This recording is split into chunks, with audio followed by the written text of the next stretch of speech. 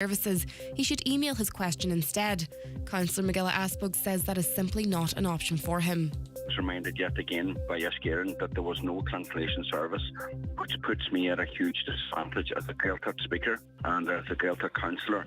It is my right and our community to conduct our business through the medium of Gaelic. So on that basis, I just said on protest I had to leave the meeting. Eskaran keeps saying that I have the opportunity to email my questions in Gaelic to them and they will respond in Gaelic, but Eskaran is more than aware, after telling them time and time again, that I don't have that luxury due to the fact that I'm dyslexic. In response, Uisce Éireann says it looks to support both customers and elected representatives with access to supports in Irish. The utility adds that unfortunately they cannot guarantee the availability of an Irish speaker to support their meetings, and should elected representatives wish to raise queries in Irish on behalf of themselves or their constituents, they encourage them to submit in Irish by email. Rossapenna Golf Resort has been named the top 50 golf locations across the world. The Downings golf spot ranked number 41 globally and 14th in Great Britain and Ireland according to World's Top 100, an American golf magazine. World Top 100 is said to be the world's largest community of travelling golfers. 3 teenagers are due in court in connection with an attack on a 14-year-old boy. It happened in Sligo on Halloween night. Tara Duggan reports. This attack happened just after 7 o'clock on Tuesday evening, close to the Applegreen service station on Sligo's Mail Coach Road. The 14-year-old was initially taken to Sligo University Hospital following the assault, but his injuries were so severe he was transferred to Beaumont Hospital in Dublin later that night. He's still receiving treatment there. Gardaí initially detained one teenage boy in connection with the attack on Wednesday morning. 2 more were arrested yesterday afternoon. Gardaí now say all 3 are to be charged before a sitting of Sligo District Court this morning. A new Student Ambassador Scholarship Scheme has been launched to promote Ireland as a destination for English language students from South Korea. 9 social media and content creators will be given the opportunity to travel here next year to show off what Ireland has to offer to language students. During their trip, the ambassadors will also help English language schools to develop a social media strategy targeting the Korean market. The cultural ambassadors will spend a month in Ireland next March to coincide with St Patrick's Day celebrations. Looking now to weather, any frost and fog will clear to spells of hazy sunshine and just the odd light shower. Highs of 9 to 11 degrees in light variable winds, sitting in and around 3 degrees at the moment. That's all for now. The next news update is at 10:30. Until then, good morning. Are you a small business owner or a startup having issues getting finance? Microfinance Ireland can help. We are a government-funded lender who provide business loans from €2,000 to €25,000. From bike shops to boxing clubs, cafes to creches, we've provided people all over Ireland with the funds they need to set up or grow their business. Find out how we can help you today. Visit microfinanceIreland.ie to apply or talk to your local enterprise office. Microfinance Ireland, helping small businesses with big ideas. The county's #1 talk show, The 9 till Noon Show on Highland Radio.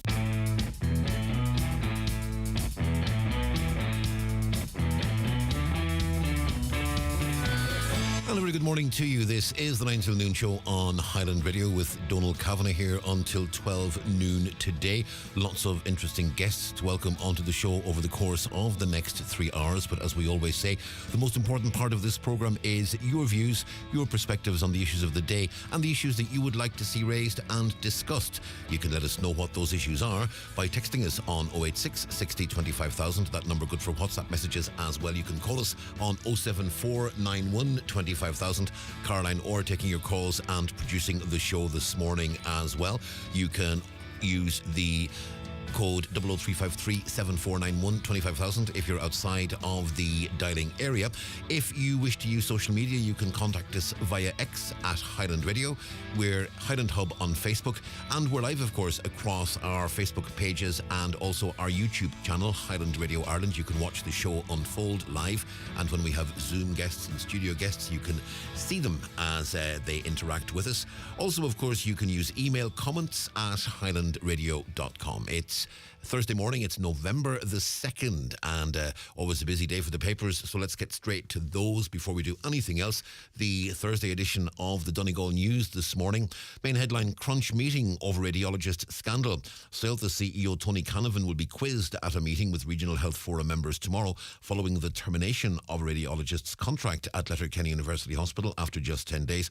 Mr Canavan called the meeting with members of the Health Forum and Oireachtas members after serious concerns were raised about patient safety. Now, Celta's clinical director, Professor Pat Nash, was on the show with us yesterday. You can listen back to what he had to say on our website, highlandradio.com. As you've been hearing all through the week, the male radiologist was employed on a locum basis in September, but the contract was terminated after it emerged that there were errors in more than a third of the scans that this person processed. Front of the Tyrconnell Tribune, the main headline, you've been hearing it on the news with Donna Marie this morning as well. The St Patrick's Links at Rossapena is now one of the 50 best golf courses in the world, according to World's Golf 100 for 2023. Also, answers sought on LUH radiologist status. That's the same story that we heard there from the Donegal News. And flood relief funds increased sixfold since the National Development Plan 2017 was launched. Funding for a substantial number of works has increased more than sixfold in Donegal to a current level of 81.7 million. However, the lack of progress is obvious because not a single one of the top 8 priorities in the county will commence before the autumn of 2025. That's an issue we discussed earlier this week, actually, with the Irish Independence environmental correspondent, you may recall.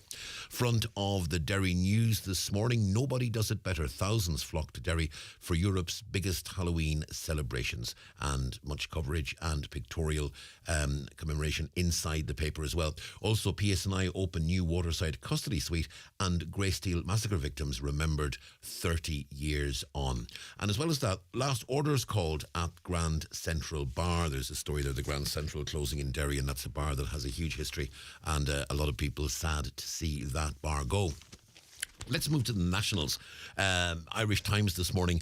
Gaza crossing opens for injured and foreign passport holders. Diplomats urgently seeking to have Irish people in Gaza evacuated. Hamas forces and Israeli forces in fierce fighting on outskirts of Gaza City. Foreign nationals and injured Palestinians have been leaving Gaza for the first time since Israel launched its offensive against the coastal enclave in the wake of Hamas's attack on October 7th. The first group of almost 80 Gaza residents entered Egypt yesterday via ambulance. Now, that is just obviously a trickle of the numbers that need treatment, and with a number of hospitals attacked and damaged over the past number of weeks, we do know that there are very serious situations within Gaza in terms of availability of medicines, availability of doctors, availability of proper space. And when you hear stories of operating theatres being established in the ruined corridors of damaged buildings, I mean, the first thing you've got to ask is, how sterile is that? And the answer is not at all. How hygienic is it? And the answer to that, I suspect, is not anywhere near as hygienic as the doctors would like it to be. And, the situation there is, as we've been seeing, absolutely terrible.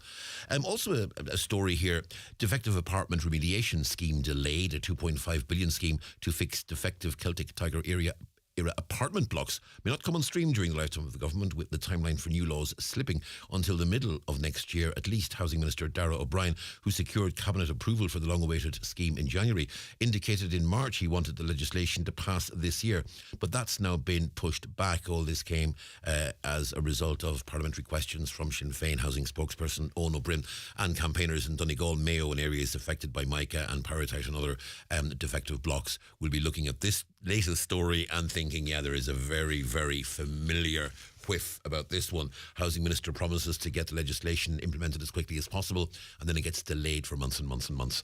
I think we've all heard that one before. Irish Independent this morning. 317,000 workers are owed an average tax refund of €700. Taxpayers are being urged to seek refunds they're owed from revenue after it emerged that thousands have overpaid. New figures indicate as many as 317,054 taxpayers gave revenue too much money last year. That's on top of almost 260,000 who overpaid in 2021. That's according to a Dáil reply given to Labour's Get Nash by Finance Minister Michael McGrath. Mr Nash urged all PAYE workers to submit a tax return so they get the credits and reliefs to which they are entitled. And I suppose it's one of the truisms of life. If you owe them money, they will let you know very, very quickly indeed. If they owe you money, they'll not be as quick to tell you, I suspect. But yeah, absolutely something that we should all be thinking of looking into. Irish Daily Mail, Molly feared Jason's family would kill her and take the children. Explosive evidence at Martin's sentencing hearing over violent death. That sentencing hearing continuing in the US. Main headline on the Irish Daily Mail this morning. We cannot have Mass every week. Bishop admits that not every church will have celebrations every weekend. Live streaming to replace services. Churches may have to combine. And Sunday Mass in every church in the parish will no longer be set in stone, clerics have warned. The warning came from the Bishop of Kilmore, Martin Hayes. He said the reality means we cannot continue with the existing number of Masses in our parishes. And that's echoed by Father Diarmuid Hogan, who's a parish priest in Oranmore in Galway. He says there's now a possibility of churches near each other combining to form what he called a vibrant and substantial congregation. And we can be fairly sure, I think, that that's an issue that's going to hit parishes right across the country. Looking at the Irish Sun this morning, the main headline, catch of today. Delighted TV star Daithí O'Shea shows off his thick new head of hair after getting a robotic transplant. The RTE Today show host, 47, said having his locks restored through the AI-assisted treatment was the best decision I've made in my life. Fair play. If that's the way Daithí feels, I have to say my hair would go very, very low in my list of priorities, as anyone who knows me can see. But I wouldn't be worrying too much about that. But yeah, that's Daithí's new hair. That's the main headline in the Irish Sun. Toon spank Surrey United. Man United 0, Newcastle 3. That's the Carabao Cup. And Jason Kids told how he abused Molly. Dad made mum weep.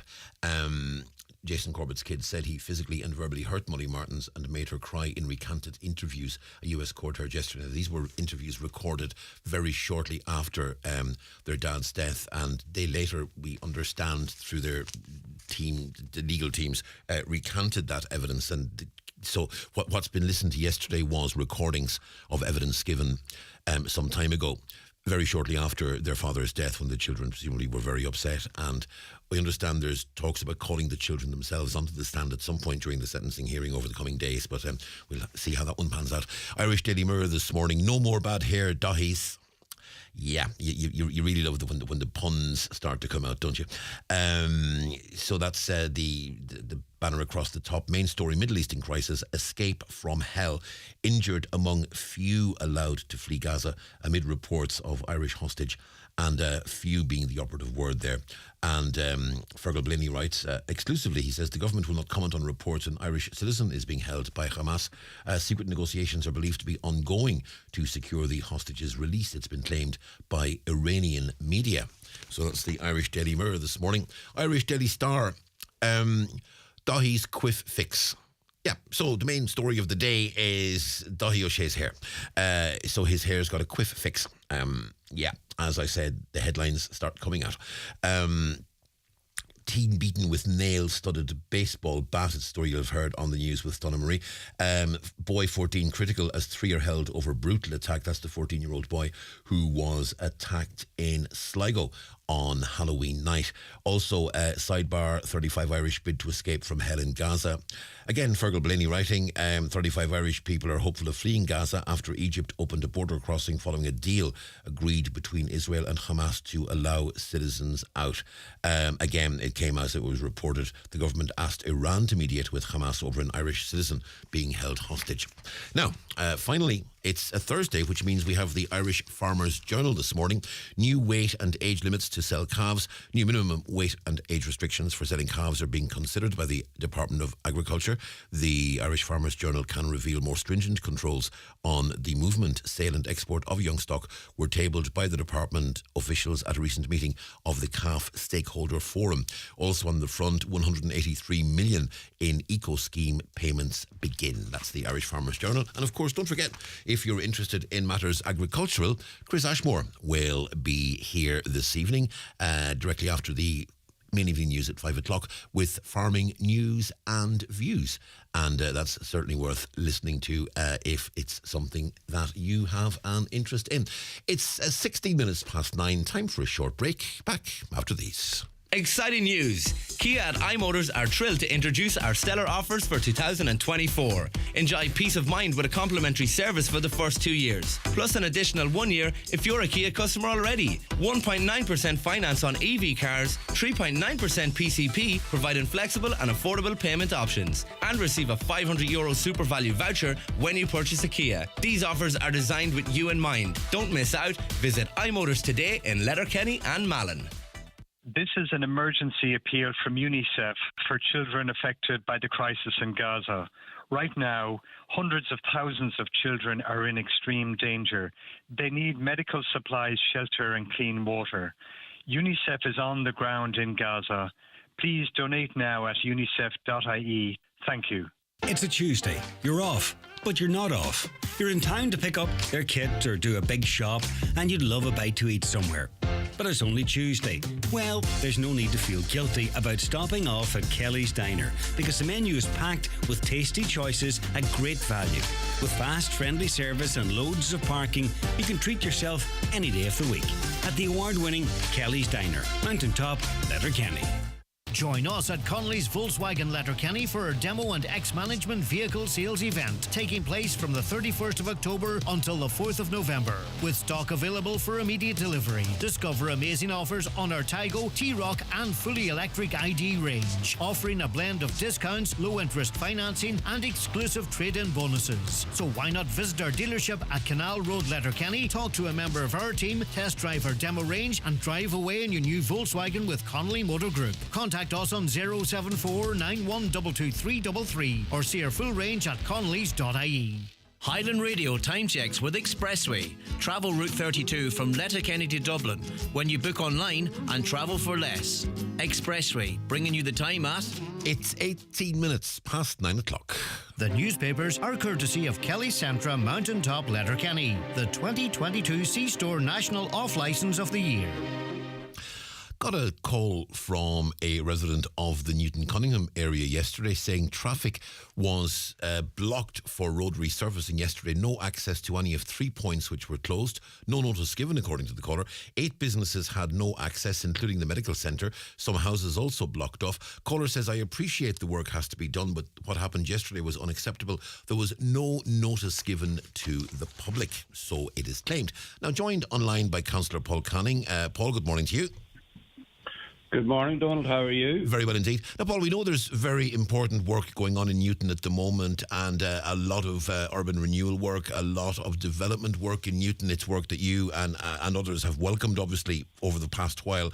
But has there been an issue this week with the notice given about roadworks and the extent to which areas are being blocked off in the village? Before we get into that, Donal, the first thing I need to do because of the situation, I would like to offer my condolences to Kevin Lake and his family who is burying their brother today. He's the roads engineer on the project, so I'd like to just say that at this point in time, I'd like to give condolences to him because he's the engineer on the job. In relation to the village of Newton Cunningham, as you know, we are doing a lot of work in relation to everything that's happening there. We have, and everybody is aware that there is disturbances happening as we speak. My parents both live in the village, and I visited them yesterday, and there was situations where it was difficult to get into the estates and to get into premises. Now, the situation with the whole project, Newton Cunningham, as you are well aware, is a long street. And there will be traffic disturbances. Situation with it is whenever the council do a project, they offer that out to tender. The contractor that tenders for it, then they have they offer out the traffic management to another outfit for the purpose of doing the project.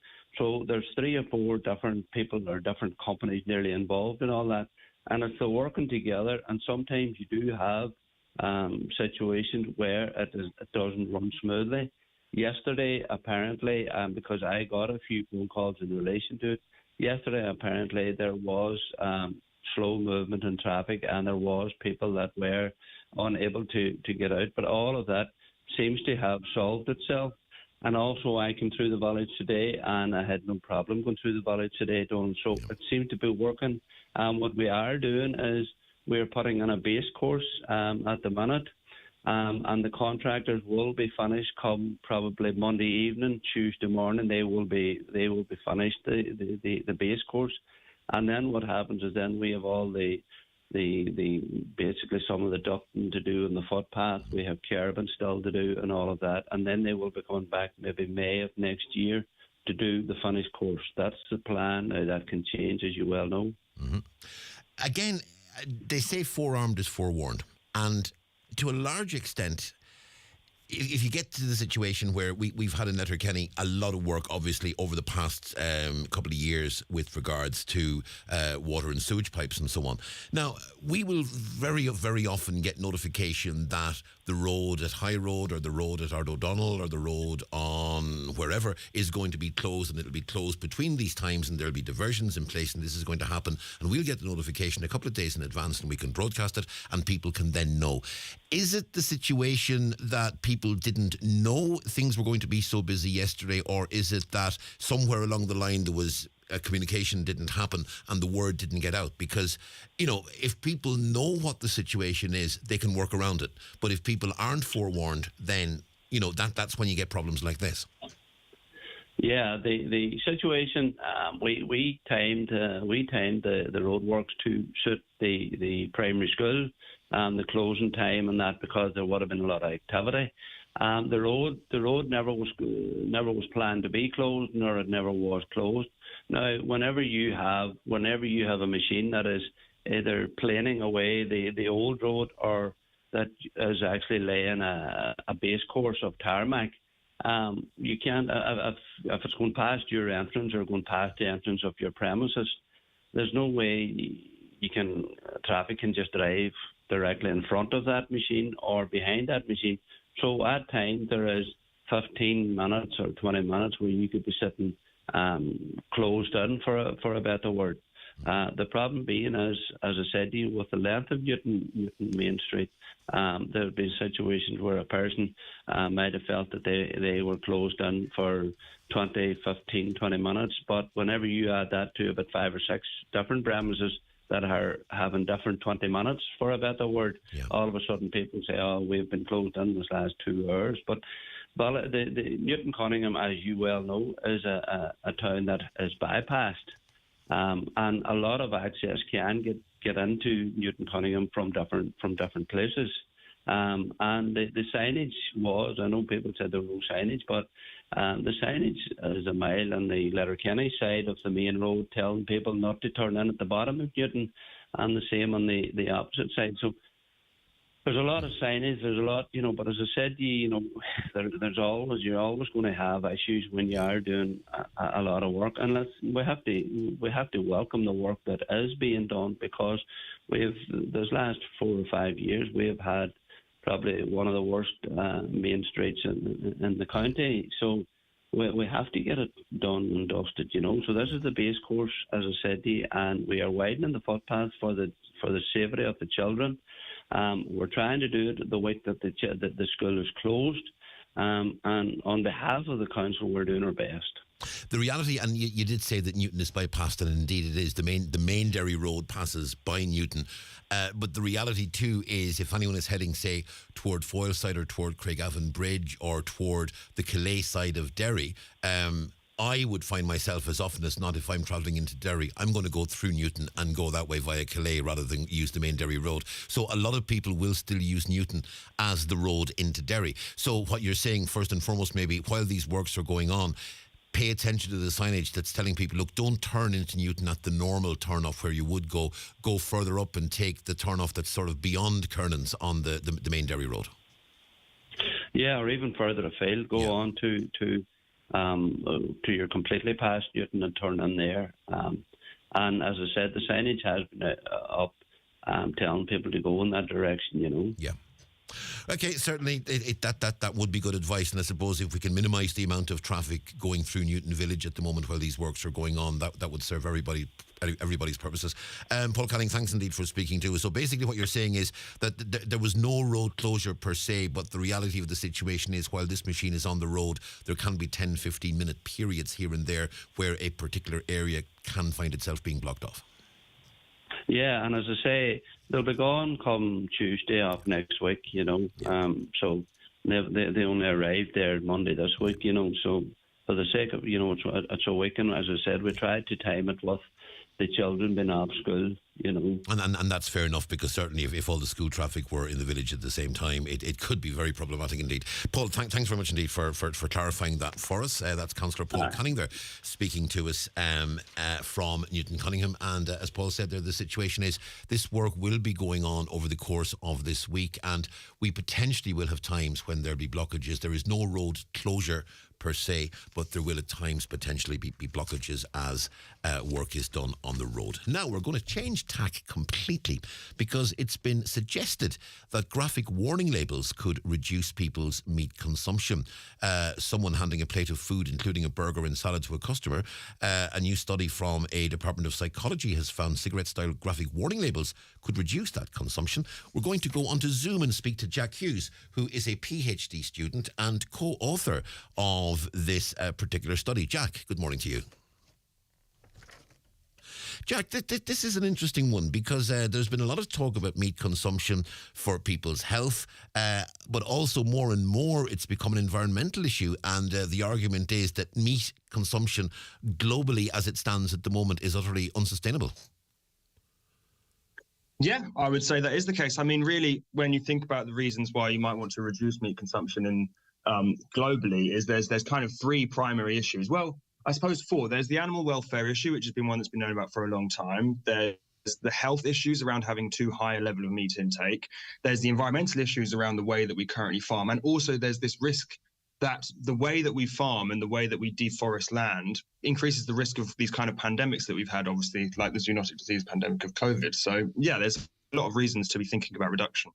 Can I put it to you, and I know that a lot of our listeners will be beef farmers, and this county of Donegal is very well known as a beef farming county, and the cattle are raised in open fields, and they're raised in a very sustainable way, and local farmers will argue that they're the most environmentally friendly and sustainable farmers that you'll get, and I'm sure the exact same argument is going to be made by beef farmers in the UK, which will have very similar situations, cattle out on open fields, eating grass, maybe taking silage and hay in pens during the winter, but by and large the cattle are eating grass in open fields.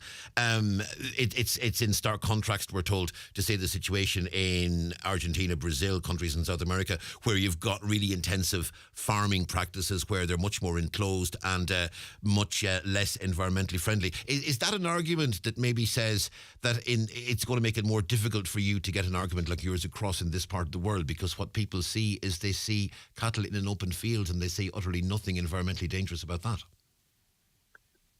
I mean, firstly, I would say this, I'm not really trying to make an argument here, and I totally appreciate and agree with everything that you've just said there as well. I think, all I'm doing is trying to do the research to build an evidence base so that then when the policymakers and the people who make the decisions and, the people who do have to weigh up, well, do we kind of discourage the kind of more sustainable agriculture that happens locally, or do we just try and discourage the agriculture that's happening in other countries, or how do we do that? I think I'm just trying to do some research that provides them the information so that they can understand the potential effectiveness of putting these kind of labels and things. And, they might come to the decision that, okay, warning labels are effective, but actually we don't want to discourage people from eating locally grown meats. We just want to discourage them from eating these other types of meat, so maybe we'll just put the labels on that. But yeah, that's not for me. I'm just here to try and build the evidence base. So your study then is more a psychological study on the impact warning labels will have on people's way of thinking, more so than necessarily a study of the environmental impacts of beef farming. Exactly. Yeah. I mean, obviously, we have to kind of outline what the environmental impacts on a broad sense are in the study. But essentially, what we were looking at is, if you put a warning label onto meat products, do people choose less meat options? And then obviously, the people who make the decisions can do with that information whatever they like. Obviously, the immediate point of comparison inevitably is going to be cigarettes, where warning labels started appearing. I would imagine the first warning labels were probably appearing 40, 50 years ago, even longer perhaps. And first of all, it started as a small little box that said, these mightn't be the best things for you. Then the label got a bit bigger. Then the label got a bit bigger. Now a cigarette packet is just one big, huge warning label with perhaps a brand name written in small lettering along the side. Thankfully, it's been a long time since I've actually held and seen one. But, you've now got to the point where a cigarette packet is effectively a big picture of a black lung. Have you been able to do an assessment of the impact it would have had on smoking patterns over the years as the warning labels got bigger and bigger and bigger and more intense and graphic?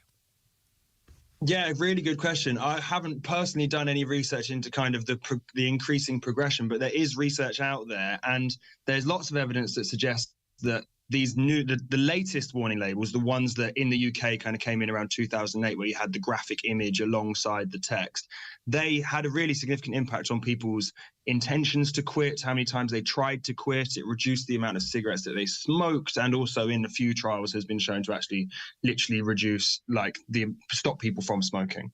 Did you look at how a warning label on meat would be constructed, how it would be presented, and how it would be phrased, and what size it would be? Did they form factors of your own study? Yeah, a little bit. So we ran a brief pilot study before we did the main study, where we asked people to we gave them a few options of the text and the images that they might want to see, and we asked them to rate them on, we have this phrase we use, which is negative emotional arousal, which is essentially how discomforting does it make you feel, how anxious, how worried does it make you feel. And what we find a lot of the time with these graphic warning labels is that the higher, the more discomforting the label is, the more likely it is to be effective. So that's certainly something we took into account. But all the kind of additional steps of kind of size and specific design beyond just that one metric, I think that's future stuff. That's things that people will do to try and hone the labels so that they're both palatable to people, so people don't get upset by them, but also effective at the same time. Is the focus of the warning labels that the focus you used in terms of how it's going to be presented, is the focus on the potential health impacts of too much red meat, or is the focus on the potential environmental impacts of intensive farming? That's a really good question. So yeah, if people go and read the study, we actually tried 3 different warning labels. So we tried a health warning label, which essentially just said eating meat contributes to poor health.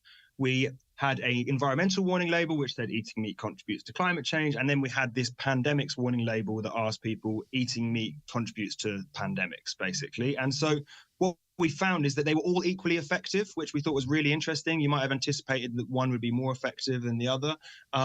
But then when we asked people to choose which one they kind of thought they would be most likely to support if it was brought in as a policy, the pandemic label was the least supported and the environmental label was the most supported. So, all equally effective. But if we're trying to do something effective without angering people, maybe the environmental label would be the way for policymakers to go. And perhaps the reason for that is the fact that we've been talking about maybe the comparison between labels on cigarettes versus labels on meat. Now, the big difference is that it is now impossible to make any positive claim whatsoever about smoking, be it related to health or well-being in any way, shape or form. You cannot make a positive argument that says smoking is good for you, because that's just a blank page. Whereas obviously the argument is going to be meat is good for protein, meat is good for iron, meat contributes to your health in terms of your nutrition, in terms of giving you a balanced diet. So the health one is going to be slightly different. It's a lot more difficult to tease out the health one, because you can equally make arguments to say meat is very good because it has these nutritional benefits. You can, that's true, and it is a more nuanced debate. But I think the thing that gets lost is that a lot of the medical research does identify that kind of the more meat that you intake, the more likely you are, the more at risk you are of cardiovascular disease and diabetes and obesity and stroke and all these things. Even one study looking at Alzheimer's and how potentially, specifically red meat in that example, can increase your risk of Alzheimer's. So there is an evidence base there, but as you say, there's also counter evidence, which is fairly legitimate as well. So I think, as you're kind of suggesting, any policymaker or government that wanted to look at the research that we've done needs to have a very nuanced opinion around what dietary choices people can make and what dietary choices are good for people. Because you also have to remember, for some people with specific medical conditions or people who have extremely low iron due to some particular issue, like they really do need something that is injecting large amounts of iron into their body. So, yeah, as you say, there's a lot of nuance to it. This was done by yourself as part of your PhD and your thesis for that, and all the best with that. I mean, have you now completed a PhD, or are you still going through the completion of it? I'm still in the process, hoping to be done by the end of this year if I can be, but yeah, not there yet. Will this be published widely, do you reckon, or is it just going to be an academic paper? Do you see a potential for this actually to be published as a book in inverted commas, the mainstream, as it were, rather than just being an academic paper? It's a good idea and not something that I've actually thought about at all. But if I do write a book based on my thesis, I'll give you an acknowledgement for giving me the idea. But I mean, it's certainly something that's interesting, and it's a very important part of what's going to be an ongoing and widening debate. And I think there is no doubt that the debate on the consumption of meat, both locally and globally, is going to intensify, certainly from the environmental point of view. But it's a very interesting element of that debate, and maybe one we don't think of very often, the psychology of it and the psychology of warning labels, and certainly that's given us food for thought. Jack Hughes, thanks very much indeed for speaking to us this morning. Thank you. That's Jack. That's a pleasure speaking to you. That's Jack there, who is working on his thesis at the moment. He's in the psychology department of Durham University in the UK. Actually, a cousin of mine used to be a lecturer there many, many years ago. And Jack's looking at the psychology of warning labels on meat and what impact it's going to have on consumption. We await with interest to see where that one goes, but it is going to be a huge debate, as we said, in the months and years to come. Time for a break. Back after these. Watch the show live now on YouTube, Facebook and at highlandradio.com. The Opel Open Road event is now on. Discover the incredible Opel range, including Continental Tire's Irish Compact Car of the Year 2023, the Opel Astra. And if you order before December 15th, get a €500 Aldi voucher with your new Astra, Corsa, Mokka or Grandland. All available with flexible payment options. Test drive the entire Opel range now at the Opel Open Road event. Now on at Manor Motors Opel. See manormotors.ie for details. Give yourself the gift of a pre-ordered Christmas shop from Dunnes Stores this year. Ham and turkey can be pre-ordered as early as November 15th and collected between the 20th and 23rd of December, letting you skip the queue and skip the worrying about getting everything you need for the perfect Christmas. Now available nationwide. Visit dunstoresgrocery.com to find your nearest store. Make Christmas for everyone at Dunnes Stores. Subject to availability. Terms and conditions apply. ESB Network's online account puts the power in your hands to learn more about your electricity usage from your smart meter, regardless of who your electricity supplier is. To apply for a new home or business connection to the electricity network, or to discover how you can earn rewards by taking more control of your electricity usage. Go to esbnetworks.ie to sign up for your online account. ESB Networks, energizing your everything. It's important to take care of yourself when you're feeling unwell. And if you have symptoms of a virus, flu, or COVID-19, the best thing to do is to rest up and stay at home. Because you won't just be taking care of yourself, you'll be helping to protect other people too. People close to you, like family and friends, and people you've never even met who might be at higher risk than you. And don't forget to visit hse.ie for advice on getting better. From the HSE. This is the 9 till noon show on Highland Radio. It's Donal Kavanagh with you until 12 noon today, as the name suggests. 086 60 25,000 for your text or WhatsApp messages. You can call us 074 91 25,000. Now, I am joined in the studio by a group of people, a number of whom I actually had the pleasure of meeting not all that long ago, because they made a presentation to the Letterkenny Milford Municipal District in the Public Services Centre here in Letterkenny, and I had the pleasure of being present for that and speaking to some of them afterwards. I'm joined, and if you're watching us online on our Facebook or YouTube channels, you can see these people in all their glory. I'm joined by Stephen Sheridan, who is the Mayor of the Donegal Youth Council, also joined by Joanne Evidence and Rowan Buchanan, who are also members of Council, and all three of you are very welcome indeed. Good morning. Morning. Thanks very much. Good morning. Okay, as I said, Stephen and Joanne, I had the pleasure of meeting both of you quite recently in the Public Services Centre in Letterkenny. It's just coincidence I happen to be doing the show this morning when you come in, which is nice. Next Thursday, Stephen, as Mayor, you'll be hosting the annual youth conference at the Radisson Hotel in Letterkenny. That's going to be a big one for you. It's going to be a big one, yeah, Donal, especially after last year. We had 108 last year, so we're hoping at the minute for at least 110, so we're going bigger this year. Last year, obviously, it was the AGM, and we've undergone a bit of rebranding into the youth conference. And so, look, we're hoping for a big day. After last year, we got a lot of work done, and to have this, it's such a great opportunity even to run such an event, because you never get over 100 young people from Donegal in the one room to talk about the issues affecting them. Mm-hmm. Joanne, from your own point of view, I'm sure you're looking forward to conference. What do you think are going to be the big points that come up at conference this year? We're not voting this year again. Yeah. No, in terms of the issues being discussed at the conference, though. I think the issues that will be discussed is what has come up since we voted last year. Same with the vaping, still a big issue, still trying to tackle that. Mental health will be creeping in as well with our social media page up and running now. And Rowan, from your point of view, what do you think are going to be the big issues? So we're carrying over the 3 issues that were voted on last year, but we're actually hoping to get to talk to people in each of the MDs about issues that they want their youth councillors to work on locally. So we're hoping to get the 5 municipal districts and be able to talk to people about their local issues as well as the ones that are affecting the whole of Donegal. And Joanne, you presumably have been speaking to people, in your own schools, in your own areas, and you'll be bringing their views forward to conference yourself, as well as hopefully some of them coming as well. Yep, definitely. We have 5 from my school going, with another youth council member who will be going as well. So it will be great to see what they come up with as well, because it's not just doing council, so we get more views. And Stephen, from obviously from what we're saying, this is a continuation of the work that was done last year, and certainly issues of vaping, issues of social media, body image were ones that were discussed last year. They were voted on. The council has a very clear policy on them. When you look at last year versus this year, there's going to have been some movement. There's going to have been some success. There's also, I'm sure, because this is local politics, and inevitably there's going to have been some frustration as well. So first of all, talk about the successes of Donegal Youth Council since last year. Well, sorry, this term anyway. We've done a lot of research, especially on vaping, on all of our topics.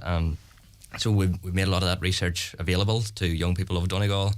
Which is something we're delighted to do. It's what we're here to do. Is to more or less educate. Education has been our main strategy of going about these topics, of sharing information. So we've been designing, when it comes to the vaping anyway, we've been designing programs with Freuga there around you. You're better off in the vaping now. You've done all the research. So I was one of the hosts of the podcast that we've recently done. So I've done a lot of research on these topics. So we've worked with Freuga to make a workshop that will be able to be used in schools and with other youth organisations. We had a consultation with the HSE where we got to talk to them about all the facts and myths and different stuff that they're working on. And then we were able to do our own research for our podcast, which is meant to be spreading the word and information to young people about the legislation that's coming in, as well as we wrote a letter to the Minister for Health about the legislation. And Joanne, I know because this was discussed a few weeks back at the Public Services Centre in Letterkenny as well, but in terms of the legislation, what's happened is the Youth Council had been preparing a policy document, and the Minister actually pretty much all the things that were in that policy document, more or less, the Minister has actually announced in legislation already. Yeah, so one of the things was to ban advertising, so that kind of... You want to take control on that because you help? Sorry, but basically we wrote to Minister for Health commending the legislation that is coming into effect, which is great to see, honestly, and the government taking action on that. But there was issues that weren't addressed in the legislation. So advertisement, the flavourings, the packaging, as well as when you walk into most corner stores, unlike cigarettes, it's the first thing you see. They're up on the counter, they're where you pay, where we think that they need to be, they're the same as Yeah. cigarettes in a perspective, so they should be behind the counter and not pushed forward, not advertised towards young people. Stephen, we've been speaking about these successes, and certainly vaping is one that, you know, the Youth Council was pushing these issues before we got word of this legislation, even from the Minister. What have been the frustrations? Wow, the frustrations. Well, obviously we were earlier on in the year. We were all set. We had a letter drafted to the to the Minister for Health, and we were all ready to go. And on the day that it was meant to be sent out, we had arranged to have it hand delivered even to the Minister at an event he was speaking at on the day. And as that letter was about to be handed to him, he got up on and announced this legislation that was coming in. So that was really frustrating for us, obviously. But we've come back. We've took some time. We've redrafted. We've consulted with all our partners, the HSE, the Freuga, and even today we're going to be speaking to Jigsaw. Obviously, mental health is going to be a big topic in today's meeting, but we're also going to look at the mental health aspect of vaping. You know what that can do to your mental health. But it's a testament to the work of yourself and Rowan and Joanne and others in the council that the Minister stood up and pretty much announced exactly what it was you were going to ask him to do. So you were really, really on the right track when it comes to that. So, I mean, at least it shows that you were very much on the right track when it came to that. Joanne, I want to ask you about another issue that's going to be discussed and was discussed last year as well, and that's the issue of body image, and that's a really, really important one, isn't it? Yeah, body image is big. It ties in with mental health as well, ties back into vaping as well. Body image it ties in with social media, because what you see is what you want to be. It's kind of a monkey see, monkey do kind of situation. So. And obviously you'll be encouraging people to try and look beyond, you know, cliches and look beyond things like that. And maybe the way people use social media, the way people speak on social media, the way people describe others on social media can be very vital in terms of that. Yeah, trying to portray a more positive body image, stop spreading fake news, all that. We haven't touched base on body image yet, because we're still working with vaping and our social media, so we'll get back to that in the. And Rowan, the podcast which you've been involved in actually presenting, that's going to be a very important thing, I suspect, going forward, because many people are now listening to podcasts on a regular basis, and potentially the work of Donegal Youth Council, you know, can go well beyond Donegal as a result of this podcast, because it's going to be available worldwide. Yeah, so there's obviously a rising number in young people using podcasts as their main source of information on different topics. So we found that there was sort of a lack of youth voice in different news media and in different things like podcasts for young people. So we came up with this to be able to spread awareness and spread information. And like you said, it'll hopefully go beyond Donegal, and it's open to everybody. And it's the youth voice and youth research on said topics. And when and where can people hear the podcast? So the podcast is on Spotify. And it is now available, because I know we were talking about it actually 2 weeks back, and I think it was just on the verge of being finished. So it is actually available now on Spotify, so people can search Donegal Youth Council. Yeah, we released last Friday. Excellent. Well, it's really good to know that, and we'll certainly make sure that we'll push that as well ourselves here on our own social media. And any final thoughts, Stephen, ahead of conference? Obviously a planning meeting taking place today with the HSC and others. A lot of work to be done over the coming days before this day week and conference itself. There's so much to be done, Donal. I'd nearly say we've even left it to the last minute. But obviously today is going to be huge. We've got a stacked agenda. So going on to it, we're really hoping to get a big numbers, hoping to have a lot of people there, because the more the merrier, obviously. And obviously we're encouraging youth groups, schools even to contact us and send forward a delegation on Thursday.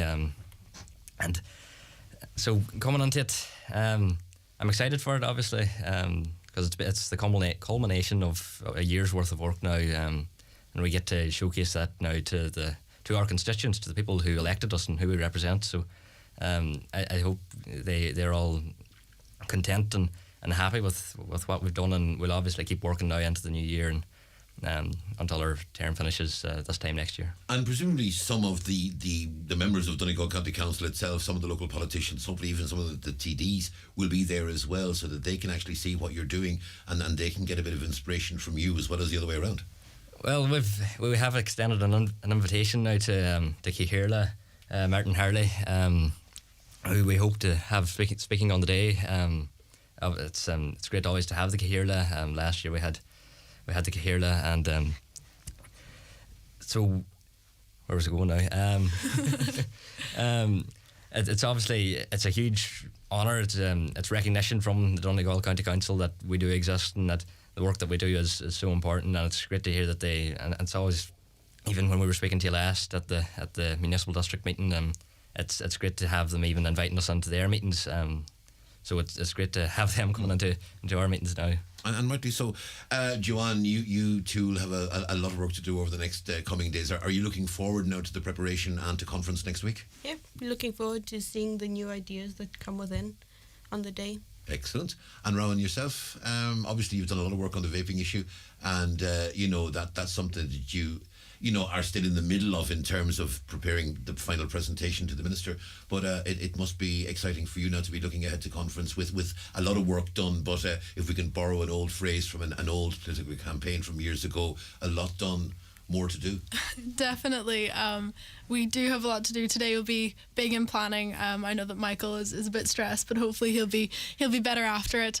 But we're very excited to get the youth voice, and like I said, to talk about local issues, because we've obviously tackled the big ones that were voted on last year, but to get down and talk about each area of Donegal, that'll be great to do. Michael is the adult who's sitting in the corner hiding. The people can't see him on camera, but he's there. Good morning, Michael. How are you doing? Hey, how's things? Very well indeed.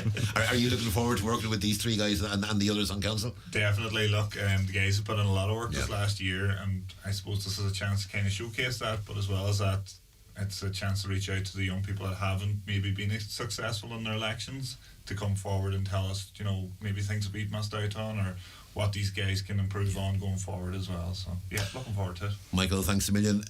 Stephen Sheridan, Mayor of Donegal Youth Council, Joanne Evans and Rowan Buchanan, all four of you indeed, thanks very much indeed for coming in today. It's been great to see you, and may you have a great couple of days preparation and have a really good conference next week. Thanks very much. Thank you so much. Guys, take care. Bye now. Are the signs of ageing creeping up on you? Are you not happy with the way you look or feel? At Letterkenny Medics Private Clinic, we're here to help you, offering Botox anti-wrinkle injections, derma fillers, skin bio injections, Botox treatment for grinding and clenching teeth, hyperhidrosis that aids excessive sweating. Let our doctors help bring back your confidence and look after what is important to you. To see what real results really look like, book your immediate appointment with no waiting time at letterkennymedics.ie. Letterkenny Medics, we listen if you want to talk. Looks like we're in for a cold spell. Perfect weather to chill out in a steaming seaweed bath on Sligo's shores. Talk of scattered showers too. Perfect weather for sea swimming off the coast of Waterford. Sure, you're already wet. It's fierce windy out there. Perfect weather to be swept off your feet on a romantic weekend in Cork City. Whatever the weather, it's always perfect weather to keep discovering. With great short breaks forecast right across Ireland, plan your next one now at discoverireland.ie. Finding a new car takes time. Searching, researching, comparing, test driving, shortlisting. It doesn't happen overnight, but 12 days should do it. Between November 1st and 12th, the 12 Days of Ford sales event can save you up to a whopping €5,000 on the Ford Kuga. With further offers for 2024 available on Puma and Focus when you finance with Ford Options. No rush, but do get a move on. Ford, bring on tomorrow. T's and C's apply at participating dealers until November 12th. Visit Ford.ie for details. Come along and join the team at Homeland Letterkenny for a festive evening in store on Thursday the 2nd of November from 6 till 8 p.m. Enjoy festive music and save 20% off Christmas lights and artificial Christmas trees on the evening. Mince pies and refreshments for all. Visit homeland.ie for more information. Highland Radio weather updates brought to you by Grant. From condensing oil and HVO biofuel boilers to heat pumps and underfloor heating, you can trust Grant to heat your home. Visit grant.ie. And looking at the weather forecast for this Thursday morning, and Met Éireann tell us that we can expect any lingering rain to clear from the east this morning. It'll stay dry for many for the rest of the day, with sunny spells and well-scattered showers following. The showers more frequent and occasionally heavy in the west and southwest later. Top temperatures 9 to 12 degrees Celsius in light to moderate westerly winds, fresher in the west and northwest. Tonight it'll be dry for most areas with long clear spells. However, scattered showers will continue to feed into northern, western and southwestern coastal counties. A few patches of mist and fog will develop, a touch of frost forming with top temperatures overnight of 1 to 5. Milder in coastal areas, light to moderate northwesterly winds. Tomorrow, bright and dry for many with sunny spells and scattered showers, most frequent in the southwest of the region. Quite breezy with moderate to fresh west to northwest winds. Top temperatures tomorrow 10 to 13 degrees Celsius. Now let's just look at a few of your comments before we go to news, which is creeping up on us. It's been a really fast hour actually. Cora says, I have to say I find it ridiculous that our agriculture minister is out in South Korea signing a deal on Irish beef while at the same time discussing climate change. Kind of ridiculous, to be honest. Another caller says, eating too much meat is bad for a carnivore's diet. What nonsense. Imagine telling a lion he's eating too much meat. I don't think these people actually stop and think what they're saying sometimes. Has common sense gone out the window? That's a throwback to our conversation with Jack from Durham University. I get where that councillor is coming from. However, what's more important, being able to speak Irish or your constituents' clean drinking water. That's a reference to Councillor Micheál Cullen-McGill there and his issues with Uisce Éireann being discussed on the news today. What they're doing in Newton Street is a joke. They're making the street narrower. Newton is a rural town and heavy vehicles need to get to businesses in the town. All that was needed was to resurface the road. Another caller says, the last 28 days have proven one thing. We have moved past condemning Israel's apartheid supremacy regime collectively. We must go about dismantling it permanently. That's from Fra Hughes, who's the director of Palestine Aid in Belfast. We have, now I'm going to leave that to one side because it's a HSE response to a question raised yesterday and I don't want to flick over it. I want to give that the attention it deserves. What's the point of reducing the unit price of electricity when the charges and hidden fees are killing us? If you can look into the prices paid for standing charges, line rental, VAT, PSO, etc., we are over a barrel, so says a caller. And finally, with regards to a caller that says, my daughter was at a disco and the next day she noticed a small prick mark on her arm. I immediately rang and made an appointment at her local GP to get her bloods done as we were concerned. Someone had tried to inject her at the disco. Upon going to her appointment, she was made to look like a fool and basically told there's nothing they can do, and if there is anything there, it will be a while before they pick that up. They never even took her bloods and did nothing, basically said go to the emergency department. She left in tears and said, is it any wonder girls fear that they're not listened to or heard when they're being treated like that? That is a very disturbing story. That someone, an appointment was made to get bloods done, and that appointment was made out of a sense of concern, and they feel that they were not listened to and that they were sent on their way. Concerning indeed. It's a minute and a half to 10 o'clock. We're going to take a short break, and after the break, of course, we will have the news and the obituary notices with Donna Marie. But for now, we will take that break and I'll see you in the second hour. Step into autumn with Green Shoes' latest arrivals. Treat your feet with Green's newest range of boots and shoes from brands like Una Healy, Kate Appleby, Bugatti and Wonders. There's also Echo, Riker, Dubarry and many more. Shop in store in Letterkenny and Polcara or online at greenshoes.com. Shop LK and one for all gift cards accepted in store. Green Shoes. Step into autumn in style. Is booking dental appointments slipping your mind during your busy week? The new patient portal at Blue Poppy Dentistry and Orthodontics makes it so easy. You can book appointments out of hours, even on a Sunday. See for yourself by visiting bluepoppydental.com. Blue Poppy Dental and Orthodontics, Letterkenny and Donegal Town. Medical card patients welcome in our Donegal Town practice. Are you building a new home? Building requirements state that you must install a radon barrier. At FF Radon Systems, we supply and professionally install the fully certified barrier. For more information, call Liam at FF Radon Systems on 086 833 2749. Test drive the Suzuki S-Cross at Barry Brown Cars Milford at their test drive weekend on Saturday 4th and Sunday 5th of November and avail of the 0% finance offer. That's right. Secure your 241 Suzuki S-Cross at 0% interest on November 4th and 5th at Barry Brown Cars Milford, your main Suzuki dealer in Donegal. Finance subject to status, terms and conditions apply.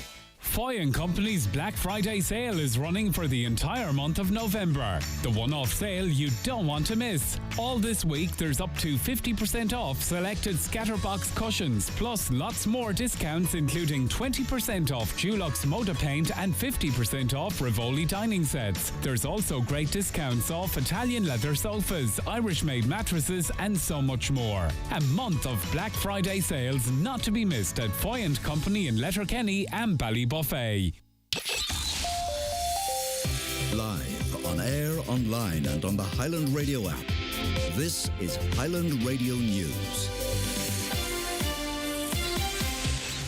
Good morning, it's Donna Marie Doherty with the news at 10 o'clock.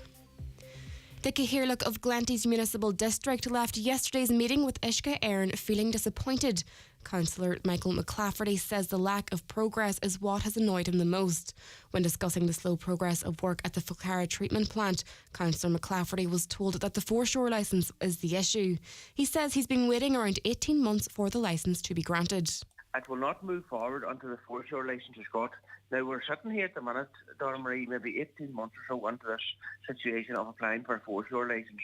So this caused great annoyance yesterday with a couple of us, and I asked then to get a breakdown then of a foreshore licence, then what actually was the process.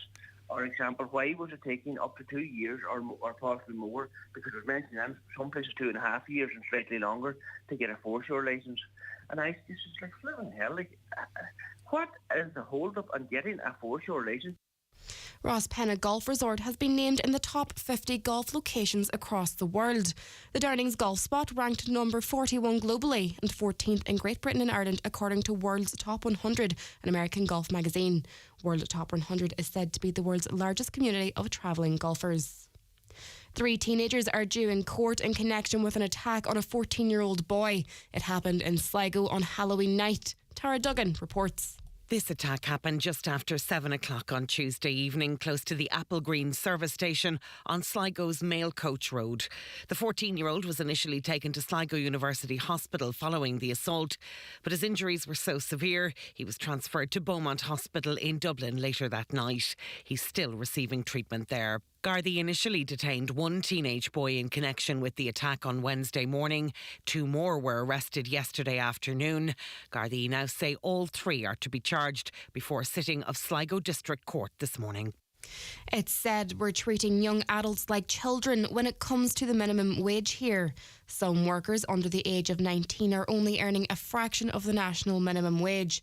It's set to rise from €11.30 an hour to $12.70 in January, sparking fears that hours will be cut for employees. Senator Marie Sherlock, Labour's spokesperson on employment, says paying younger people less is discriminatory. You know, there are 30,000 young workers out there under the age of 19 who are being paid below the minimum wage in this country, the minimum wage that applies to all other workers above the age of 20 and over. And the principle remains that we're treating adults aged 18 and 19 in this country like children with regards to the minimum wage laws. And I think that goes against the principle of equal pay for equal work. It's discriminatory. Fuel supplies in 2 of Gaza's main hospitals are critically low, leaving emergency services on the brink of darkness. Thousands of lives, including those of newborn babies in incubators, are hanging in the balance. An immediate ceasefire is being called for by ActionAid Ireland, who are sounding an alarm for last-minute fuel to be allowed in before healthcare facilities have to close. CEO Carol Balfe says it's clear international law is being violated in Gaza. What we really need, the most urgent thing that governments, unfortunately, are the only ones that can do at this point in time, but really put pressure on for an immediate ceasefire. The situation right now in Gaza is unimaginable, the level of pain that people are experiencing, and we're seeing such huge violations of international law happening before our eyes. A new Student Ambassador Scholarship Scheme has been launched to promote Ireland as a destination for English language students from South Korea. 9 social media and content creators will be given the opportunity to travel here next year to show off what Ireland has to offer to language students. During their trip, the ambassadors will also help English language schools to develop a social media strategy targeting the Korean market. Cultural ambassadors will spend a month in Ireland next March to coincide with the St. Patrick's Day celebrations. Looking now to the weather, hazy spells of sunshine and the odd light shower. Highs of 11 to 9 degrees in variable winds, sitting at around 3 or 4 degrees at the moment. That's all for now. I'll be back again with the next news update at around 11 o'clock. Until then, good morning.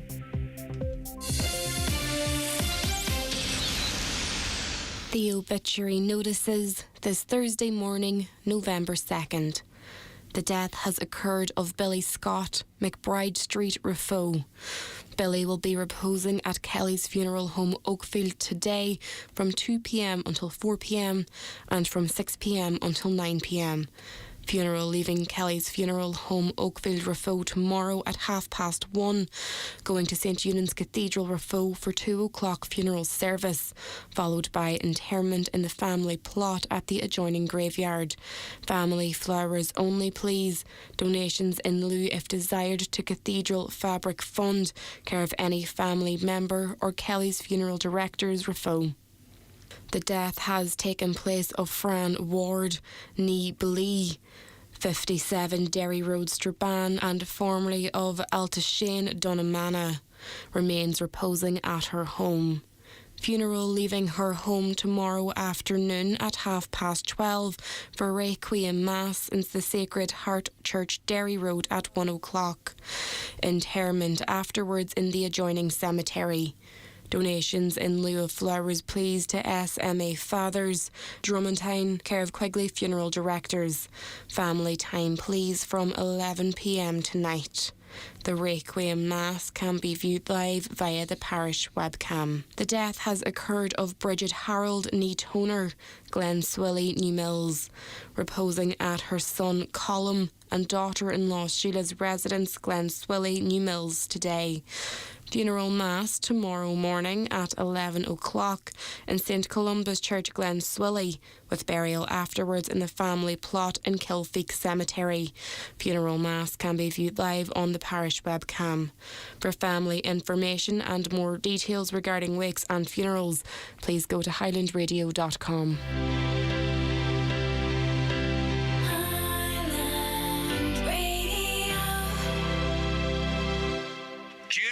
Thanks for waiting there, because I'm back with a banger of a car and home insurance quote for you. Jules, my sis lives near you and the potholes are a nightmare. They just are. Why is it so hard to get a good deal on simple car or home insurance? Well, getting a quote from An Post Insurance is never this hard. For car and home insurance that's a little more human, call 0818 22 2222 or visit onpostinsurance.ie. You feel me on the potholes, Jules, yeah? Acceptance criteria, terms, conditions apply. One Direct Ireland Limited trading as An Post Insurance is regulated by the Central Bank of Ireland. One Direct Ireland Limited is a wholly owned subsidiary of An Post. Home insurance underwritten by Aviva Insurance Ireland DAC. Best prices online. The county's #1 talk show, the 9 till noon show on Highland Radio. And you're welcome back to the second hour of the programme. Donal Kavanagh with you until 12 noon today. Don't forget, if you want to make contact with us, you can text us on 086 60 25,000. That number good for WhatsApp messages as well. You can call us on 074 91 25,000, 00353 74 91 25,000 if you're outside of the dialing area. Now, we got a response from the HSC to a query that we put in yesterday. You may recall, if you heard yesterday's show, a caller made contact, and this is what they said. I wonder, have you any additional information on the fact that Letterkenny Hospital's crisis is now impacting on elderly residents waiting to go into respite at St Joseph's Community Hospital in Stranorder? Poor elderly people who are used to St Joseph's now are being farmed out to private nursing homes when it's their week for respite. This is ridiculous and unfair. just because management at Letterkenny Hospital can't get their act together, it doesn't mean that poor elderly people should be farmed out to places they're not used to going to. Many of them have built relationships with the staff in St. Joseph's and know what to expect. Consistency is important for them. St. Joseph's is now accepting over 65-year-olds from the overflow at Letterkenny Hospital. This isn't safe for current residents. It's exactly what happened in New York during COVID when ill patients were brought into nursing homes. There are many contagious illnesses apart from COVID that can be dangerous to elderly people. Now, we put that to the HSE yesterday. The comment was made yesterday on the programme. The HSE's response is as follows. All efforts are being made by the Older Persons Service to support older people availing of respite in Donegal.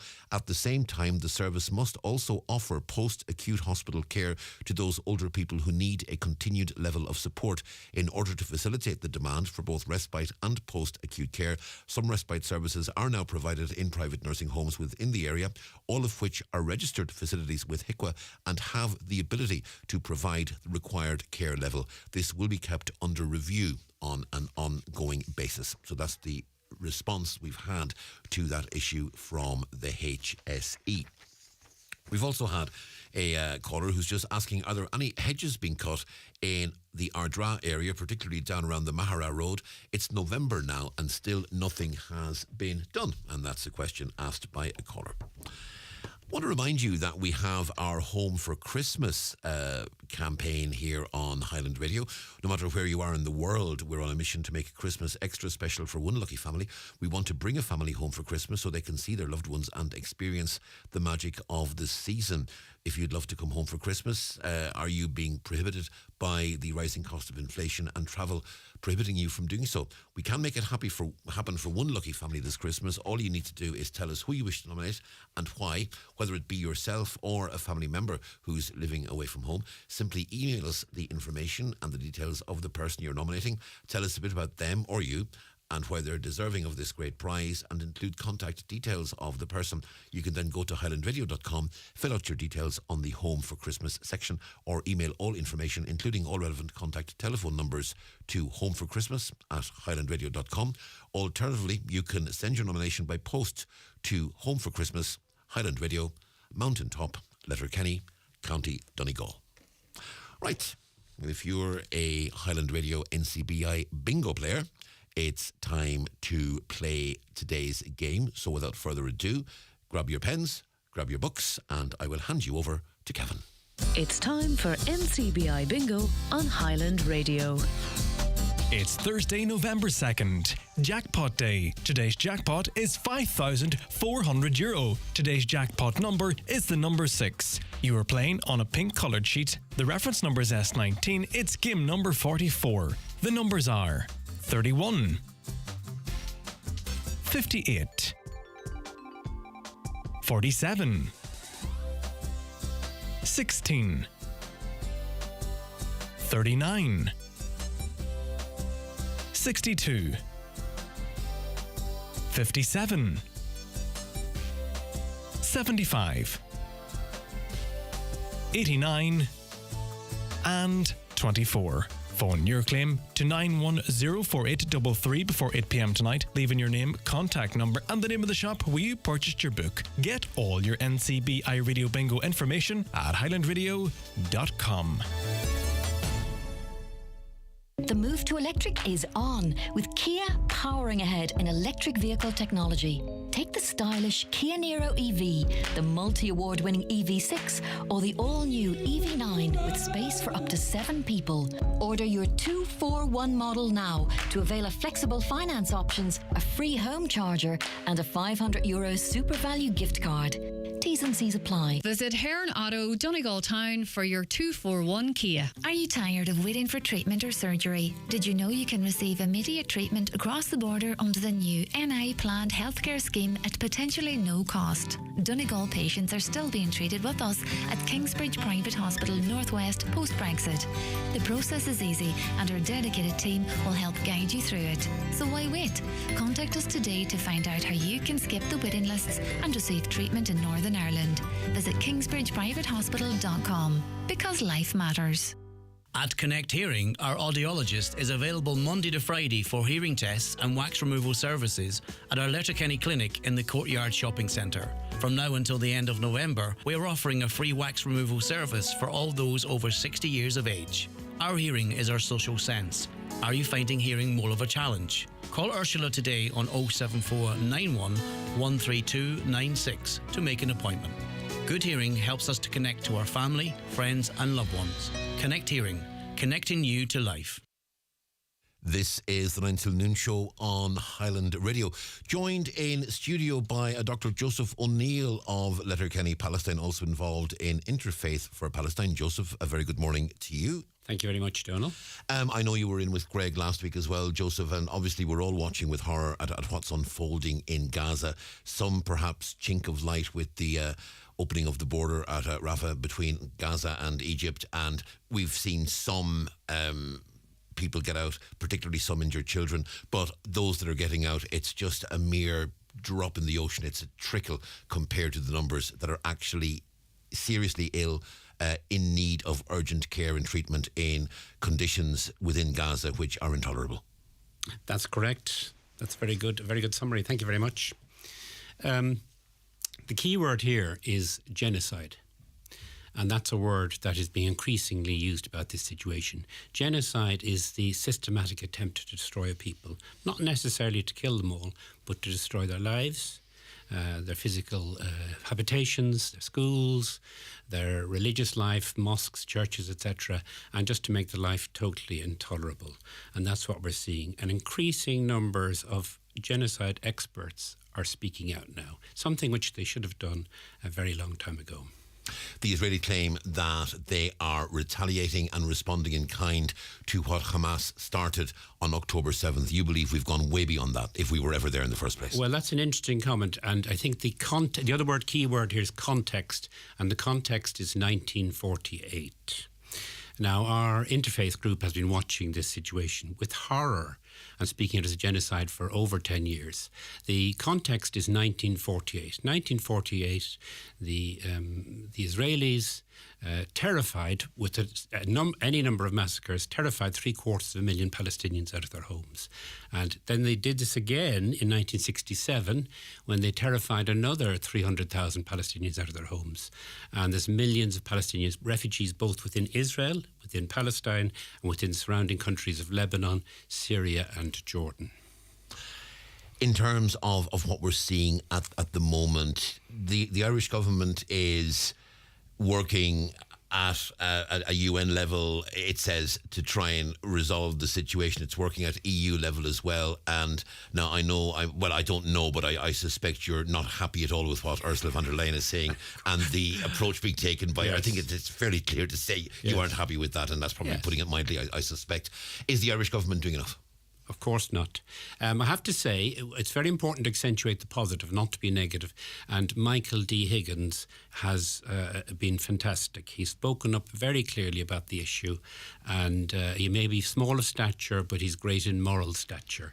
And I think the Irish people greatly love him for speaking up about this issue. And he's been viciously attacked by the Israeli embassy here in Dublin, who should really apologise. And many people are talking about expelling the Israeli embassy, both for their behaviour with respect to the Irish government and with their supporting of the genocide. In terms of Micheál Martin as Foreign Affairs Minister, I won't ask you to leave marks out of 10, but in terms of what he's doing at the moment, he's probably trying to, he would claim he's trying to walk a very thin diplomatic line at this point in time. Is he doing enough? I'll start by saying we are an interfaith group. We are apolitical. So we focus on the religious, spiritual and sectarian aspects of the issue, and we take into account the cultural, economic, social and political aspects.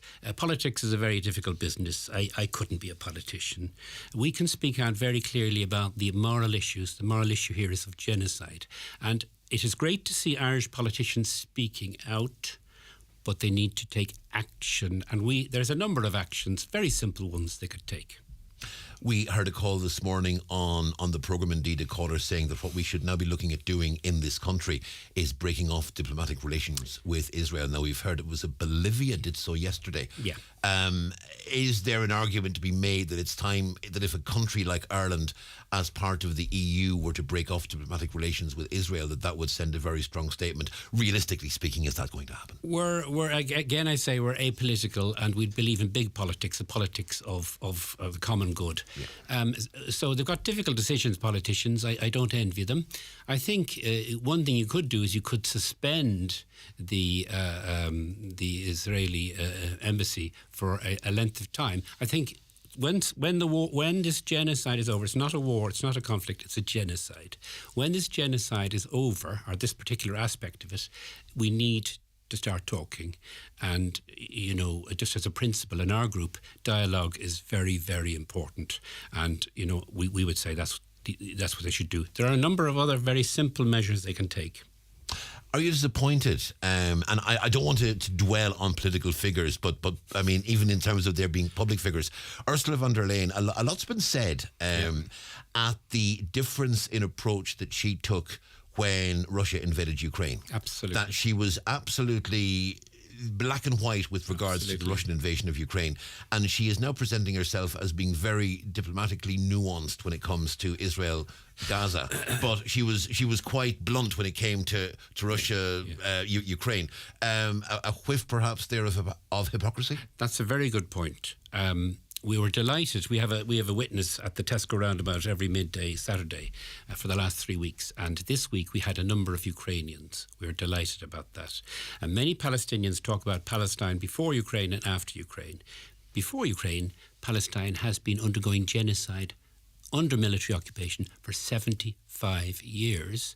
Ukraine has been militarily occupied for less than 2 years. When we compare and contrast the support for white Christian European Ukrainians and the support we give to more or less brown, mostly Muslim, but also Christian Palestinians, there is obviously double standards and hypocrisy absolutely facing us. And this unfortunate last 3 weeks, that's very unfortunate. The silver lining in this cloud is it gives us an opportunity to look at the true facts of what's happening to the Palestinians for the last 75 years, and that is genocide. There is a strong support within Donegal for Palestine and for Gaza, but we have seen attacks on Palestinians in recent weeks in the west of the county, and that's something I'm sure that you'd be very concerned about. This is very sad. I haven't heard of any attacks on Ukrainians, and I'm delighted that Ireland has taken in so many Ukrainians, done a very charitable thing. That's wonderful. But I haven't heard of any attacks on Ukrainians, and it's kind of troubling. It's troubling that these two Palestinians have been attacked. The other thing I would mention in this context is our group. We've now decided to be proactive about Islamophobia, and we've actually taken we've recorded a hate incident with the local police here in Letterkenny, and the police have been extremely helpful and understanding and are supportive of that action. And is that going to, well, you can't say too much, I presume, at this point in time, because it's going through those channels? Well, I would say our job is to get the ball rolling. There's whole organisations, paid anti-racist organisations, and it's their job to carry that ball forward. In terms of what people can do, because a lot of people will say, look, this is a huge international political event. There's governments, there's the UN, it's too big for me. Yeah. I feel that I want to do something, but I don't know what to do. Okay. What can people do? Thank you for asking that question. There's personal initiatives and there's community initiatives. We have a 3-point plan in our group. Now, we're an interfaith group, so we talk about prayer. So our three-point plan is very simple. It's pray, talk, act. So either pray or be mindful if you're not a believer about the Palestinians and their persecutors. Talk about Palestine and talk about the genocide.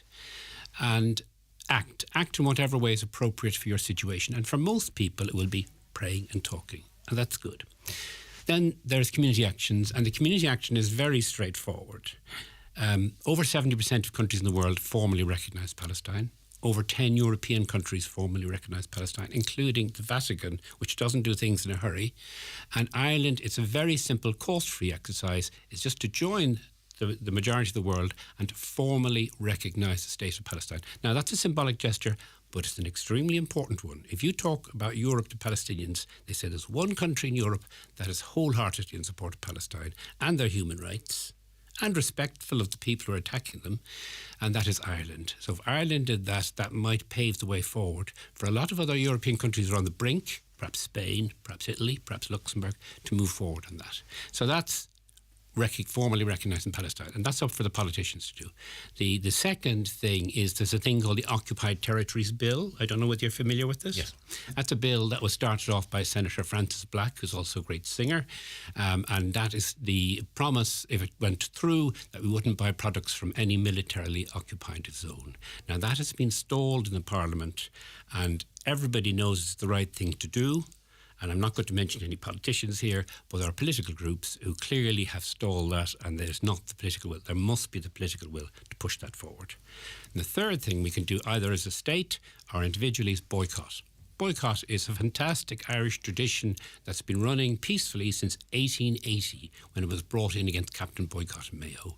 And we can boycott. One of the things, I'm a retired doctor, we suggest is boycotting Teva Pharmaceuticals. Teva Pharmaceuticals is an Israeli company, and the profits from it go towards the genocide.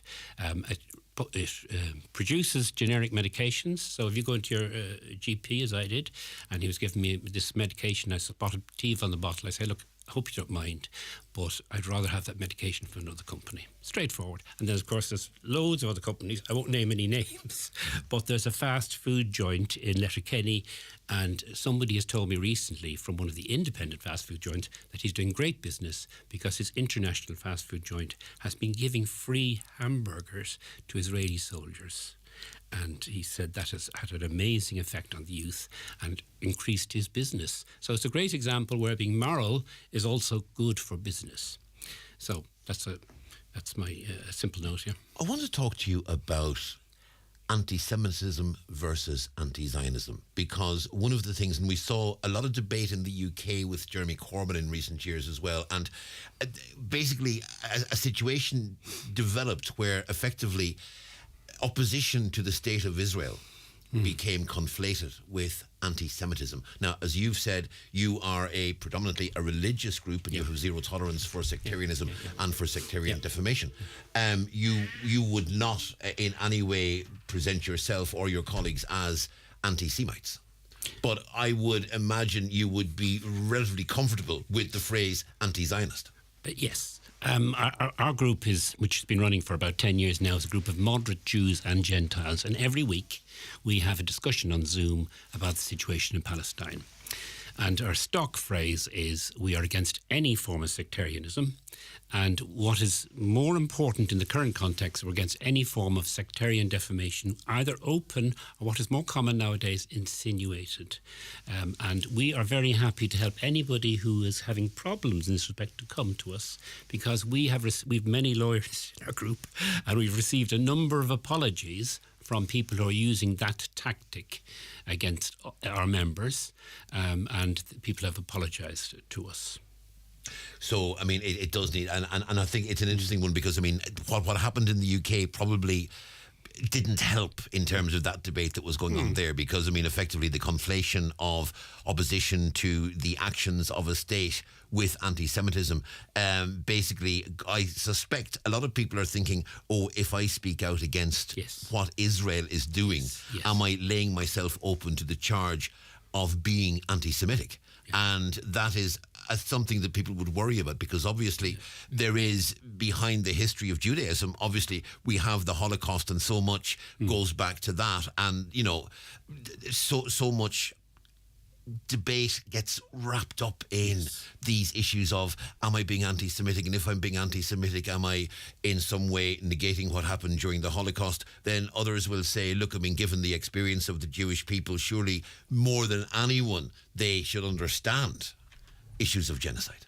Absolutely. One of the, I listened to a lot of comments, and there was a very good comment this morning on social media, Jewish woman saying, never again which is a slogan used with respect to that event, means never again for anyone, including Palestinians. So that's the phrase that Jewish lady said. And I'm very pleased that when the Jewish speaker came to our event this weekend, she spoke out quite clearly and said it is a genocide, what's happening to the Palestinians. So that was good news. A caller, I just read this out to you. A caller says, waiting on you both to mention the genocide that took place in Israel by the rulers of Palestine that started this whole disaster. I hate war, but when your people are brutalised, you don't stand by. I think the first question I asked was about the actions of Hamas on the 7th of October. And again, I'll put the question to you again in case our caller didn't hear it. I mean, what Israel is arguing at this point in time is that it is responding to the actions of Hamas, who went into Israel, killed in excess of 1,000 people and took over 200 hostages. The context of this issue is the 75-year-long genocide known as the Nakba of the Palestinians. Massive amounts of Palestinians are killed every year. Quite often young men, children. So that's the context. And genocide is wrong, and we just need to identify that's what's happening. Our group has been saying it's a genocide for years. Yeah. This unfortunate event in the last 3 weeks, you can view it in a number of ways. You can view it as a prison break. You can view it as very similar to the reaction in the Warsaw Ghetto, when people broke out in the Warsaw Ghetto in World War II. They knew it was probably going to be unsuccessful, but they had to do it. So, we believe that destroying the government of the Palestinian people is a terrible thing to do. And if they have a government, the government needs to be talked with, and they need to discuss how to make the world a better place, both for the 2.3 million Palestinians whose country has been absolutely carpet bombed, like Dresden, like Hiroshima. The pictures are absolutely horrific, and the pictures of the children who've been murdered in Gaza. There's no need to continue this genocide. They just need to stop and talk. Another caller says, genocide is what Palestine wants to do to Israel, that Palestine effectively wants to drive the state of Israel and all Jews into the sea. No. There is a lot of malicious, nuanced and very sophisticated propaganda from the genocidalists. The Palestinians are a forgiving people, and all they want is the freedom that you and I have to walk around Letterkenny town to do our shopping. Something as simple as that. The freedom to go to school without having to go through a checkpoint every day. The freedom not to have jackboots breaking down their door in the middle of the night, terrorising them and their children. And the freedom not to be interned. We had internment in Ulster. There's massive internment and torture for the Palestinians. It's an absolutely long-standing. It's actually been going on for so long, it's become normalised. It's a sort of a bureaucratic genocide. The good news is, all of this, the UN, for all its faults and its failures, has documented this genocide very, very carefully. We have got plenty of evidence for the International Criminal Court. The other thing to remember is Israel has got a massive army, a massive air force, a massive navy. The Palestinians have nothing compared to that. Nothing. Yeah.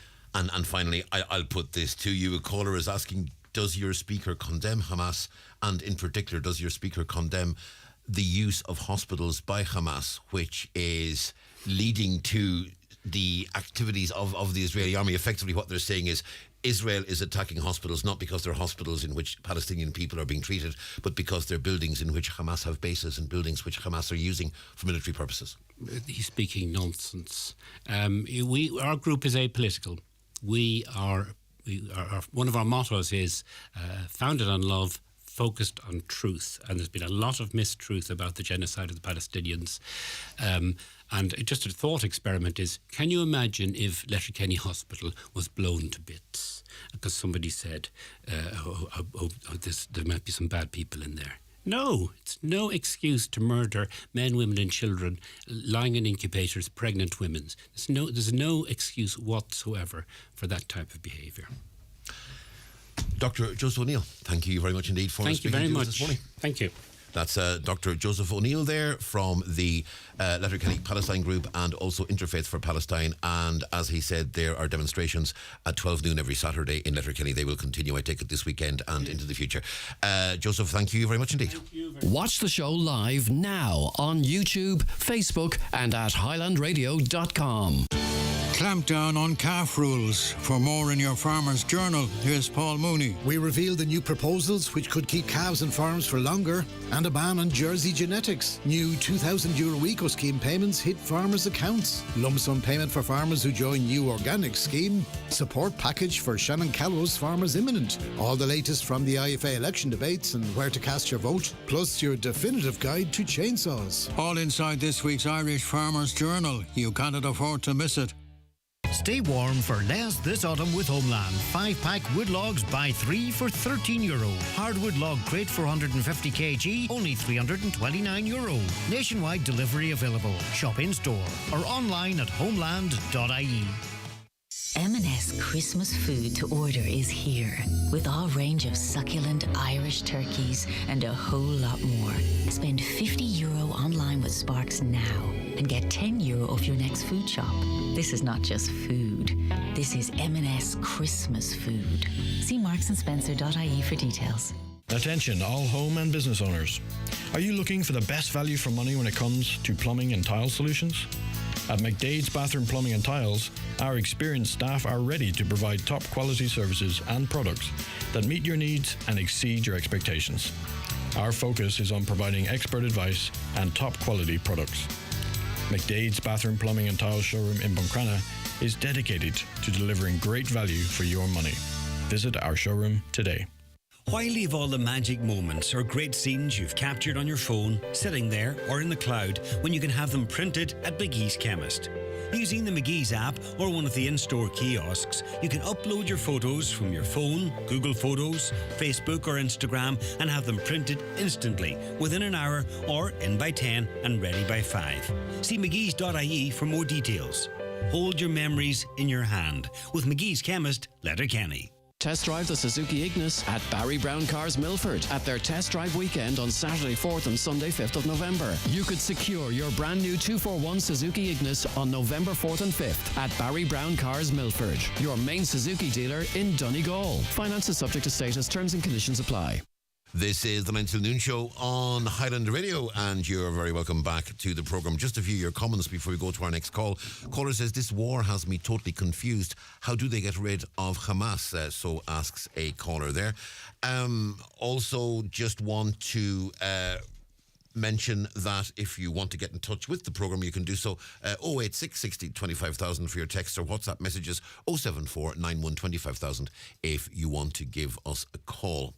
Now, there has been a lot of discussion in recent months and years indeed about the 4-lane road and access into Letterkenny, lights on the Polestar and the traffic congestion they're causing and difficulties getting in and out, particularly on that sort of 4-lane dual carriageway side of the town. And for many, many years, the widespread belief has been that what Letterkenny ultimately needs is a second bridge over the Swilly, the Bunagee Link as it has become known. Joined on the line by Pádraig, who has taken action and started a petition. Pádraig, good morning. Good morning, Donal. Pádraig, tell us about this petition that you've started. So I started a petition probably about a week ago. I wasn't expecting it to take off the way it did, but it's brought me here today. Because daily commutes in and out of the town is becoming a nightmare. We find ourselves stuck in traffic and wasting precious hours doing so. And the primary access route in and out of the town and the recent works, which involved quite a substantial investment, we see are of little benefit. One such comment, since I kind of took some images and posted them online, and that's what kind of kicked us off, was we started off with 4 lanes. We spent millions and ended up with 4 lanes and a set of traffic lights. So I'm not here to take away from the work that's been done to date, but we need to look forward, and it's evident that in a town with a population of 22,500 people, based on last year's census was, or 2022, sorry, people that it's not working. So it takes me to the point of why we need the Kavanagh Link Bridge to ensure a smooth flow of traffic, which is essential for a number of reasons. And I've kind of categorised it into 4 based on the feedback and research on the issue. And if we can touch on each, Donal, please. Absolutely, yeah, please do. So we have the emergency response and the safety concern. So what's concerning is the effect on the emergency services. So the quick access for emergency services, being our Gardaí and fire and medical personnel, that can be a matter of life and death in critical situations, and the congestion just puts people's lives at risk. And we need to be seen to be removing barriers for an already under pressure sector, not putting them in place. As well as public or public attending hospital appointments, doctor's appointments, dropping kids to school, all that stuff is very important. So the smooth traffic, way it reduces congestion, which means less time wasted in traffic jams. So from a safety aspect, lowering stress levels for commuters, which is a safety concern in terms of because it's a higher likelihood of accidents. If people are stressed out, people end up rushing, and it promotes road rage, people lane hopping, all that good stuff, and then not necessarily accidents on the spot, but people rushing, maybe trying to catch, make up the 5 minutes they've lost and that kind of thing. So we need to be making our roads safer for everyone by creating a more harmonious driving environment. The second point would be on the economic viability. So efficient traffic flow encourages our business activities and investments. So we need to be making it easier for our customers and our employees to be reaching their destinations, so we can ensure essential services such as our shops and schools and our new ATU and their facilities are accessible for all, which will boost our local economy. Like our local businesses, I'm sure, are suffering and have suffered and will continue to suffer in this area, and especially in the run up to Christmas and everything else. Like it really is shocking that, I mean, all aspects of the town it's just bumper to bumper. I mean, if we spend less time in traffic, it means you have bigger benefits for the businesses and the economy. So if we're not sitting in traffic, then we're more likely to be productive elsewhere. So it's maybe spent time with family, shopping, attending events, dropping kids off at activities. These things all keep our premises open and our employees and jobs and keep our economy going. We need to be promoting that. It brings me on to like our community and tourism and encouraging stronger community connections. So we've all been, I suppose, locked down for long enough at this point, and I mean we need to be encouraging strong community connections and encouraging people to interact and socialise and participate in events, and which will give our public basically a better quality of life and making our town more attractive to live and work in, and attract more tourism and travel and boost our local industry. You know, and then our local events, our local kind of hotels and restaurants, like our newly 4-star hotel and stuff, and it's right in the middle of it there. I mean, they employ a lot of people, as do all the businesses around the town, and have a lot of overheads, and there's bills to be paid. And I mean, we need to be encouraging, doing whatever we can to help that. From the point of view, environmental, sorry.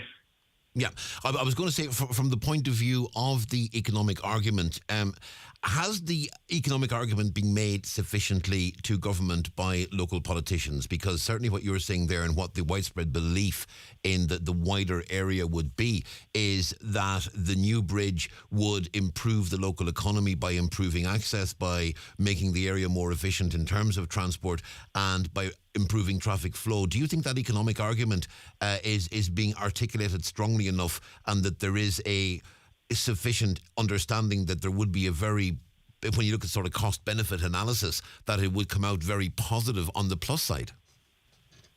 Well, I'm sure they're doing their very best, and I'm sure they're pushing it as hard as they can. But I think this is a bigger issue than a local issue. This has gone on since, I mean, I have it on good authority, like there's soil samples taken for this in the 80s. You know what I mean, for the Kavanagh Link Bridge. So I think this is a bigger issue. Yes, they can push it and they can bring it to the SNT or the council, and the council can go to the TIA and stuff, and they can push it as hard as they can. I'm not sure if there were surveys carried out on the benefits of or the pluses and minuses of it, but I'm sure they've done their due diligence and they're pushing it as hard as they can. and from an environmental and like the planning perspective. So the congestion and the increase in fuel consumption with the current prices in fuel and everything else. So it would help us save fuel and reduce our carbon emissions, like in our improving our air quality and making us more efficient, so we could reduce our overall environmental footprint of transportation, like, which is a big thing with climate change and everything else. Back in the mid 1990s and even the early 90s, the big discussion at that time, when there was various studies of transport done within Letterkenny, was that 70% of the traffic at Station Roundabout didn't need to be there. It was people that were going elsewhere, but they had no choice but to travel through the Station Roundabout. And that was a lot of the justification for building the Neil T. Blaney Road, the Paddy Hart Road and the Polestar Roundabout. And a lot of that was done because the argument was there was people using Station Roundabout that had no need to be there. Has the Polestar become the new roundabout where 70% of people using it don't need to be there, and the Bunagee link would ensure that people from the Remelton side of Letterkenny, from the Remelton Road, and really from that whole area that can go down Business Park Road, and then if they could use the bridge, which would be somewhere in the vicinity of the Thorn, there or thereabouts. I mean, I know I've seen one drawing that suggested it be just behind Arena 7 there, where the new Kinniger Brewery is, that it would be there, a road would go down through there. Other suggestions, Councillor Liam Blaney wants to see slightly further out, nearer to Remelton, closer maybe to the Silver Tassie. There's been various discussions as to where it would be, and that's going to become obviously a live discussion in the years to come. But it seems to me that Station Roundabout now is going to be replaced by the Polestar as the roundabout people are using that don't need to be there. And if we could get less people on the Polestar roundabout, that's going to do an awful lot to alleviate the congestion we have there. 100%. I mean, you've that whole coastal area of once you go over that direction in terms of heading for Rathmullen, up the mountain top. I mean, you see the traffic coming on there during the summer, and it's bumper to bumper with towing caravans and everything else. People coming on to go on holidays or weekends away and heading to the coastal areas, but everybody has to come through them two lanes coming onto Letterkenny, before they can go in any direction. And then you have the other traffic then that's trying to avoid that, and they're going the alternative routes, be it up Cullion Road or up Lake. And I mean, them roads aren't fit for the traffic that's on them, and the Lower Dromore Road the same. People are cutting on off the dual carriageway coming over Lower Dromore, and it's bumper to bumper, and it's wingmer to wingmer, let's say, as traffic try and pass each other up past Alverna and stuff like that, Yeah, absolutely. You've been getting some good reaction to the petition online, several hundred signatories already. I mean, in the last week, we're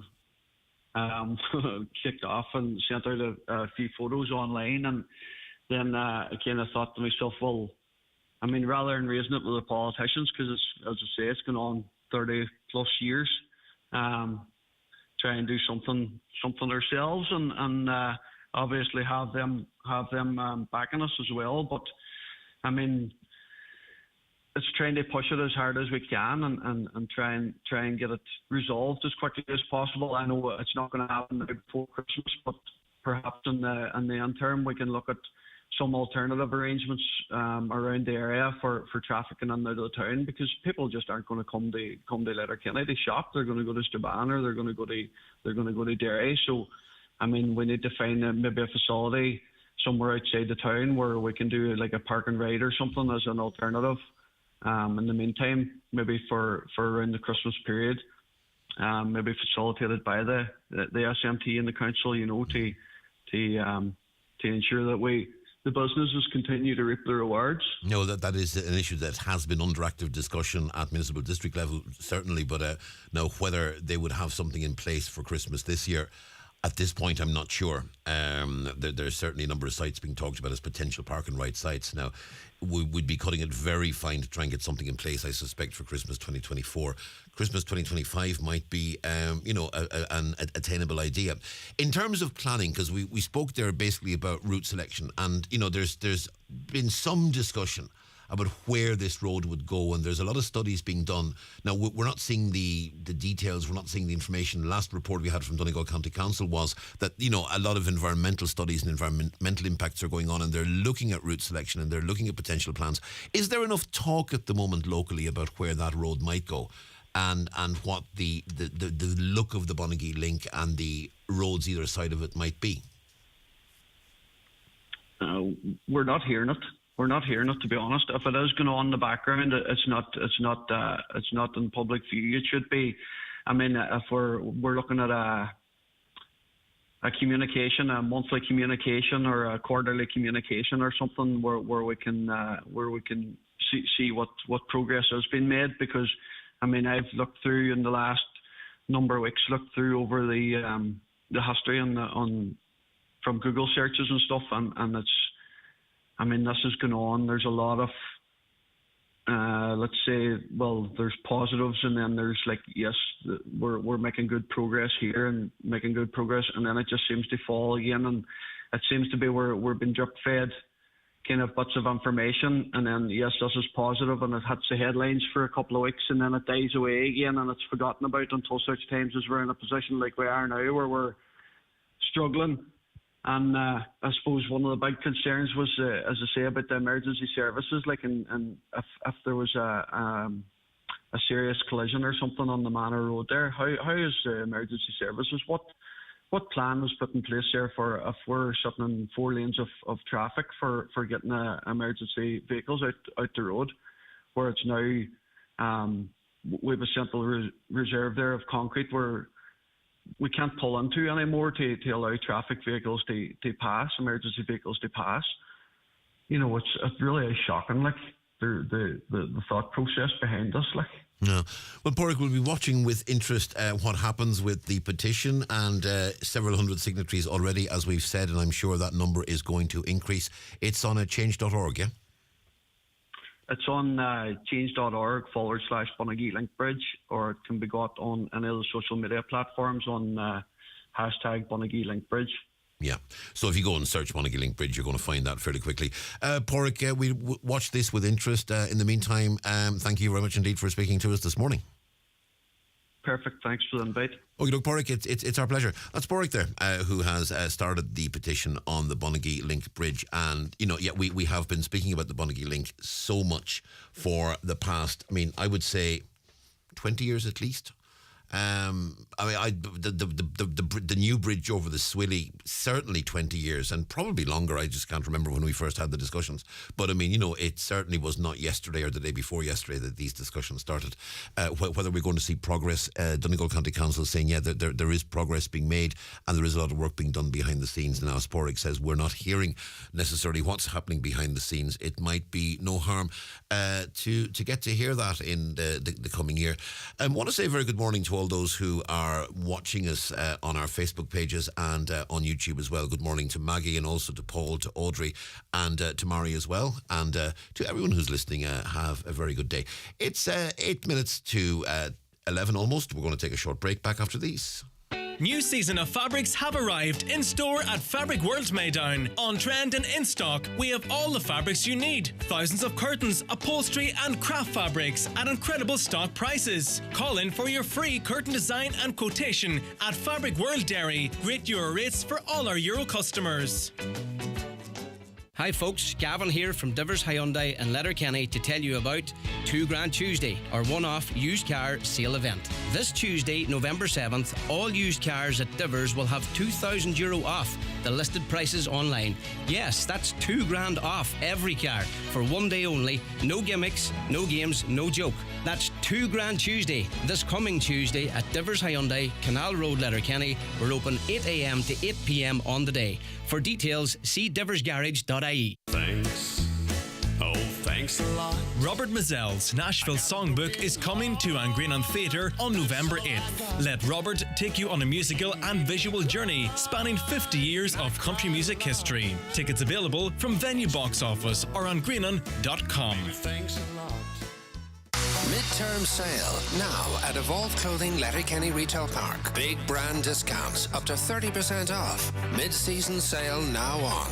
In-store and online at evolveclothing.com. Restex Beds and Furniture special offer for this month only. They're giving a free pack of hotel-grade pillows for every customer when you buy a bed or mattress. T's and C's apply while stocks last. Call into their showroom at Restex Beds, Mountain Top, Letterkenny. This autumn, Centra is cutting prices on hundreds of branded favourites across the store. Like Strings and Things Cheese Strings Original 8-pack was $3.55, now $3.49. And Goodfellas Stone Baked Thin Chicken Pizza was $4.99, now $4.19. Whether you're topping up or stocking up this autumn, shop smart, feel good. Centra, live every day. Highland Radio weather updates brought to you by Grant. From condensing oil and HVO biofuel boilers to heat pumps and underfloor heating, you can trust Grant to heat your home. Visit grant.ie. And Met Éireann are telling us on the weather forecast this morning that it'll stay dry for much of the day with sunny spells. A few well-scattered showers will follow. They'll become more frequent and occasionally heavy later on in the afternoon and early evening. Top temperatures this afternoon 9 to 12 degrees Celsius, light to moderate westerly winds, fresher the further west you go. Tonight, mostly dry with long clear spells, but some scattered showers, particularly in northern and western coastal areas. A few patches of mist and fog will develop with a touch of frost forming. Lowest overnight temperatures 1 to 5, milder in the coast, in light to moderate northerly winds. And then tomorrow, bright and dry for many with sunny spells and scattered showers again, most frequent in southwestern areas. Quite breezy with moderate to fresh west and northwest winds, easing tomorrow evening. Top temperatures on Friday 10 to 13 degrees Celsius. Now, we know that a delegation of four international MEPs were in Donegal this week to see firsthand the devastation caused by defective building materials and the impact it's had on householders. A complete report will then be compiled for the EU Commission. One of those who was on that visit was Fine Gael MEP Colm Markey. Colm, good morning. Good morning, Donal. Colm, looking back over the past number of days, the EU group arrived on Monday and was in Donegal for a few days, also visiting other areas, Mayo and others. How did the visit go and what will this visit achieve? The visit went well. We met with, we'll say, the action group, the people who submitted the petitions in the first place. Then we also met with, if you like, technical people that had been supporting the families. And, well, the most important thing, I think, we got to see the houses themselves, got to see the impact it was having on people's lives. And I think the need to get the issue resolved as quickly as possible was very much driven home in terms of the experience that people got. We met with the representatives from the council, engineers. We then went on to meet with the minister in Dublin on Wednesday morning. So I suppose at two levels. One was we saw clearly the issues and the challenges people were having to take advantage of the scheme. Some of the concerns there was around, let's say, the administrative burden, the access to supports and to privately through the council or through the department or various locations in terms of people being able to access the different, and then those concerns, I suppose, around things like houses that were in floodplains having to rebuild in the same place or having to build to a 2008 standard of regulations. And there was a number of things raised that really I think we will probably include in a report that will ultimately go to the Petitions Committee and then on to the Commission. But hopefully it will feed back here in Ireland too to some of the concerns that were expressed. And I suppose, first things first, it was about the houses and the families and trying to get them resolved as quickly as possible. The second thing then was very much around making sure that this never happened again and what can be done to ensure it doesn't happen again. And then finally, I suppose, we were looking at things like, let's say, is it possible to, let's say, provide zero-rate finance for families who can't raise finance probably because their houses have very little asset value to leverage finance against.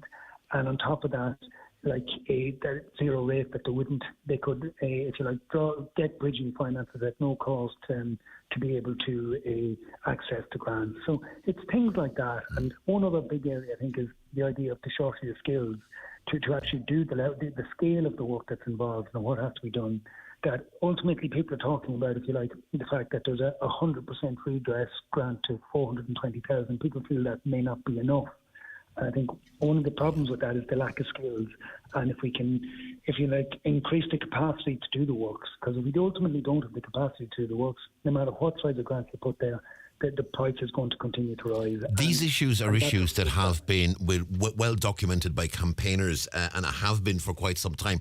Can I put to you a comment by Luke Flanagan, MEP, who said he expected, well, he didn't expect, but he wants the two Fine Gael MEPs to apologise, because he says the frustration that you and the other European MEPs that were present in Donegal and elsewhere over the past number of days, the frustrations that you will have encountered, the problems you'll have seen, and the frustrations of the people living in those houses are frustrations born of the fact that your party in government over several years has utterly failed to address the situation.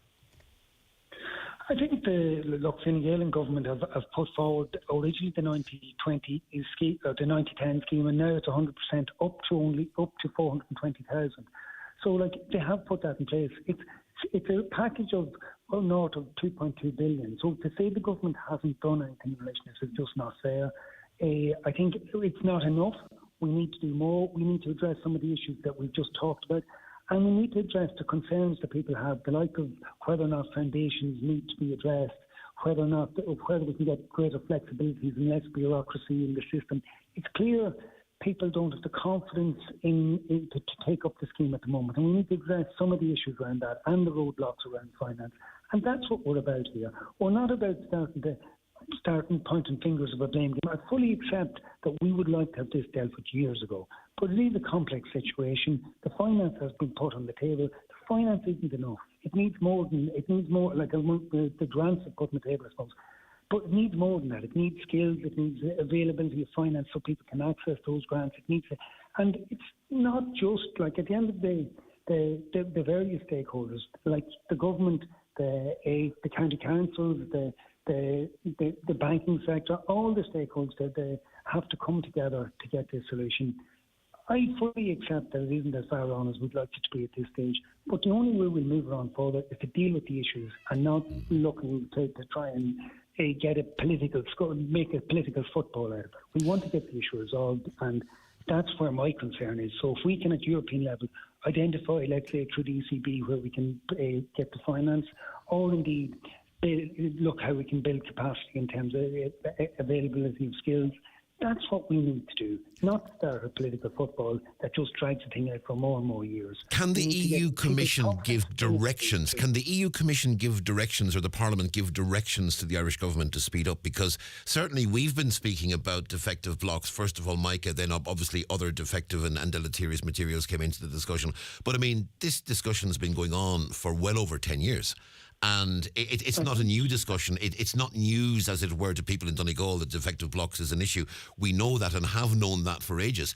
I mean, can the EU do something to speed up the process? Because the political progress in Dublin, certainly it seems, has been to be charitable about it, moving at a snail's pace.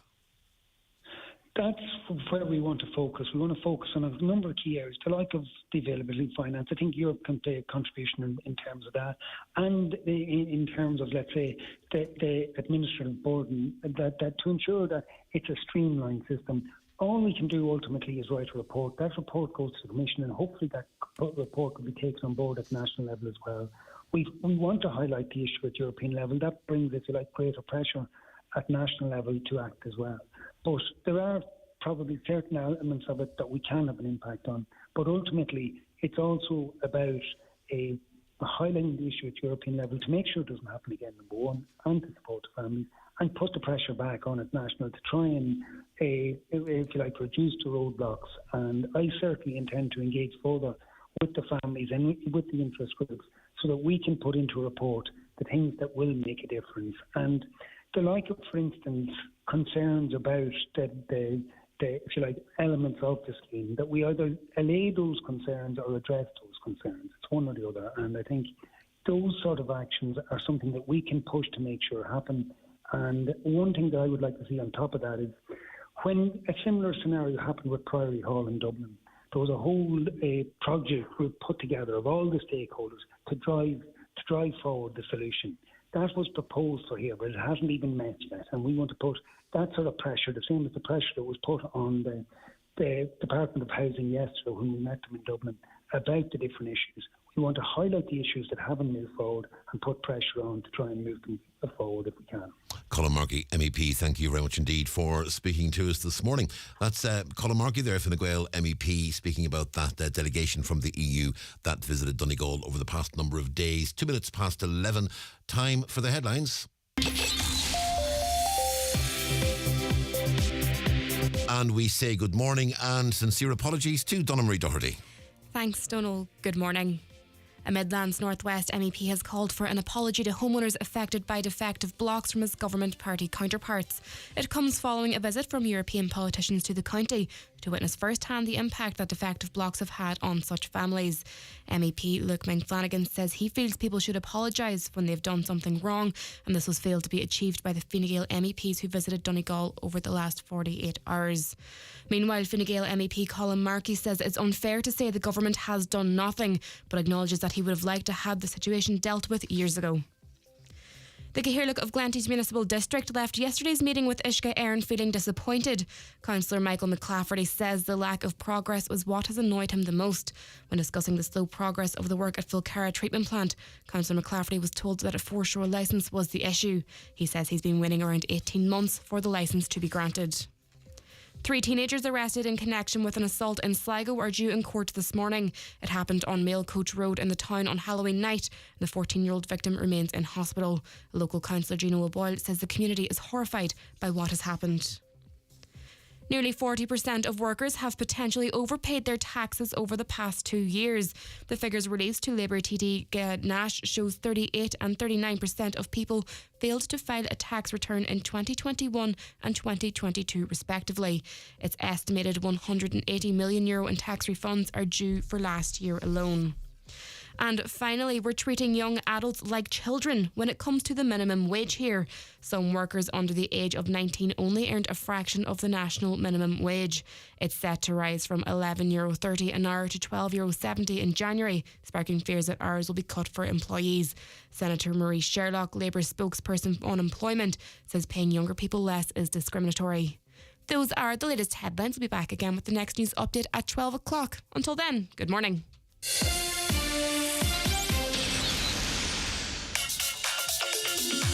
Return, refund, recycled. Ireland's deposit return scheme is coming.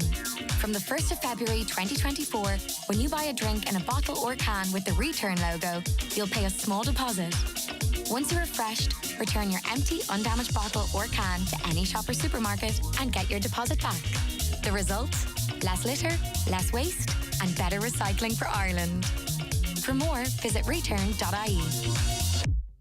Brian McCormick Sports and Leisure, supporting you with the right footwear. Suffering from joint pain, shin splints or foot injuries, we can help you with our range of footwear and experience. We select the best options from all the major brands: Brooks, Asics, New Balance, Hoka and On Footwear. Step into our safe size experience. We will update your gait analysis, measure your feet and recommend what will support your body and joints. Brian McCormick Sports and Leisure, Main Street, Letterkenny. Christmas Club now open.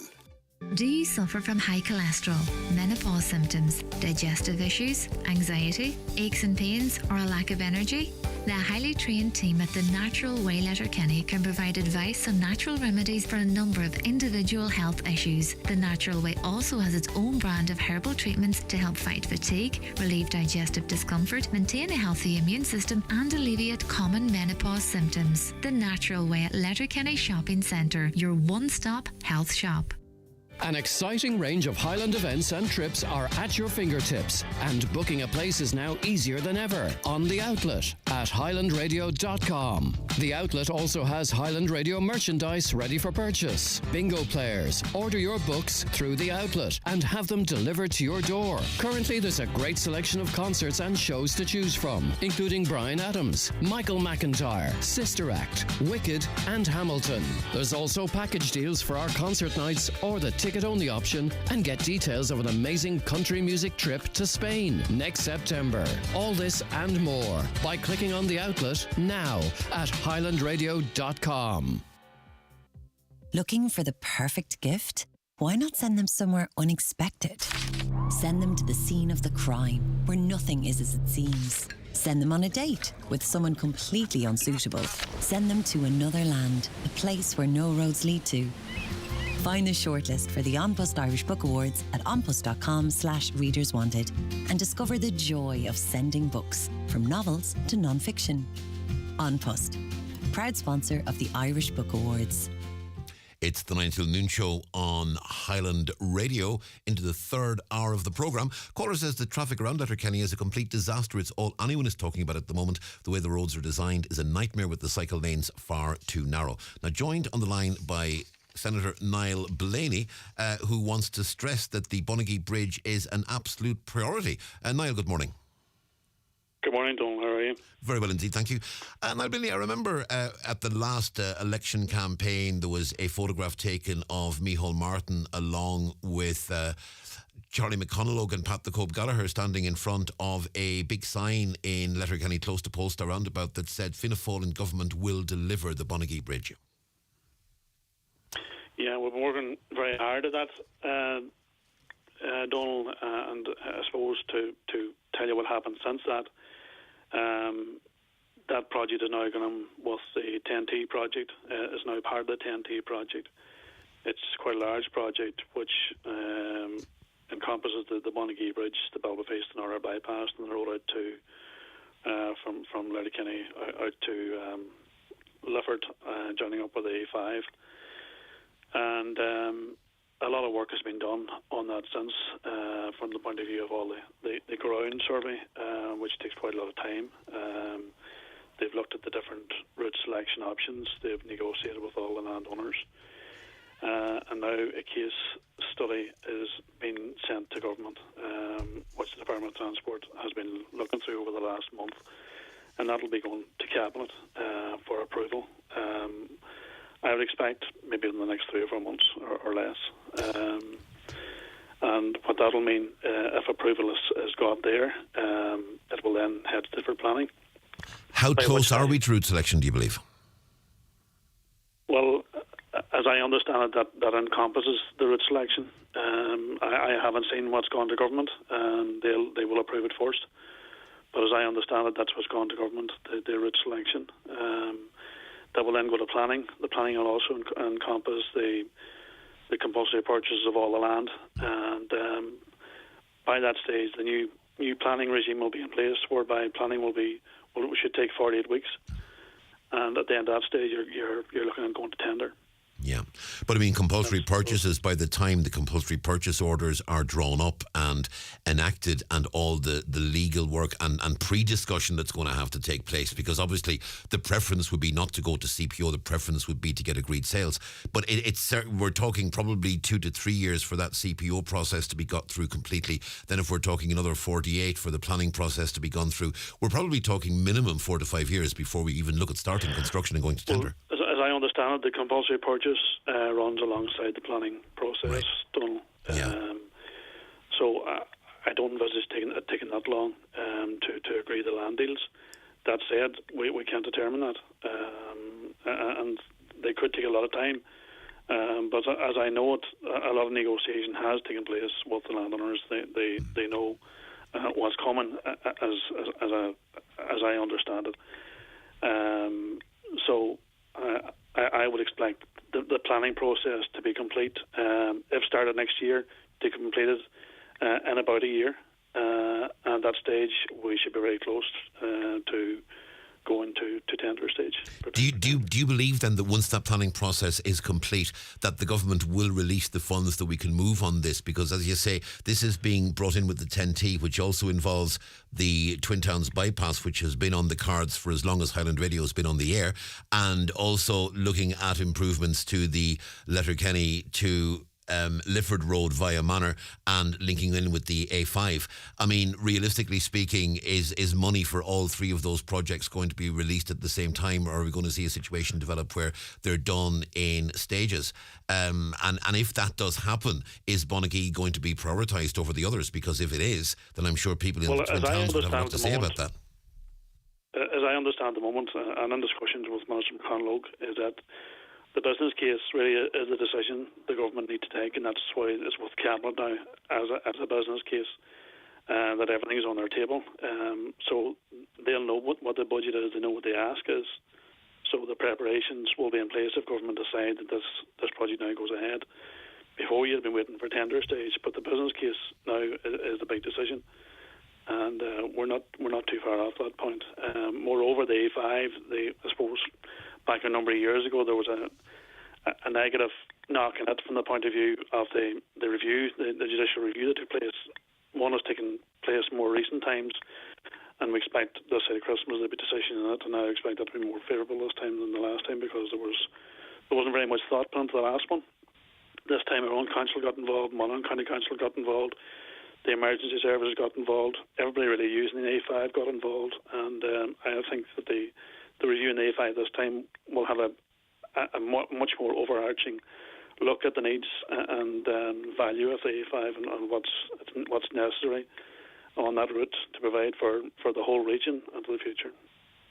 We're expecting at some point, probably within the next year, a general election. Do you believe there's going to be a very clear indication from government ahead of that election campaign what its plans are in terms of both the route selection and the timeline for the construction of this and the other projects in the 10T? I think the government will make a very clear indication of what their intention is in the business case. And as you set out, there could be challenges in the planning process. You would hope not, and I don't think there will. But that being the case, then this project is maybe within a couple of years' grasp. Senator Niall Blaney, a lot of people will be hoping that is the case as they listen to you this morning. Thank you very much indeed for speaking to us today. That's Senator Niall Blaney there. Perhaps encouraging news about the Bonagee link. And we will certainly wait to see if that does come to fruition. Now, we are going to change tack completely. I'm going to go to Zoom because a book's been published, which is a very interesting one. It's a book called The Kidnapping: A Hostage, a Desperate Manhunt and a Bloody Rescue That Shocked Ireland. Co-authors Tommy Conlon and Ronan McGreevy have written a book about the 1983 kidnapping of Don Tidy and the tragic outcome as he was released. Delighted to say I'm joined by Ronan McGreevy, one of the two co-authors, on Zoom this morning. Ronan, good morning. Good morning, and thanks for having me. It's our pleasure. Ronan, I'm of an age where my producer Caroline said to me, we're going to look at a book this week called The Kidnapping, and I just asked the question, Harima or Tidy? Because as I was growing up, the two big stories I remember in terms of kidnappings were Dr. Tita Harima and Don Tidy, and they were both huge stories in the 80s. And the Tidy one is obviously the one that this is about. And it's a story of a rescue, but a rescue that was tinged with tragedy for two families. Well, more like an atrocity, really. Don Tidy was a supermarket executive. He was the managing director and chairman of Quinsworth, which for younger listeners is now owned by Tesco. He was kidnapped on the 24th of November 1983 from outside his home in Dublin and kept in a place called Dorada Wood, which is about 5 miles outside Ballinamore, for 23 days. Sparked the biggest manhunt in the history of the state. Eventually, the hideout where he was kept was discovered, but in the process of discovering that hide, the kidnappers shot dead, provisional IRA kidnappers shot dead Private Patrick Kelly and recruit guard Gary Sheehan. And people will certainly remember that. And the perpetrators, those responsible, we know it was the provisional IRA, but the actual individuals involved, are we any closer now to knowing who they were? Well, the reality is that they got away with murder, literally and figuratively. And we do name them in the book. We name the suspects in the book. We don't know, because that's all they are at this stage, because there has been no murder charges brought against anybody from as a result of what happened in 1983. But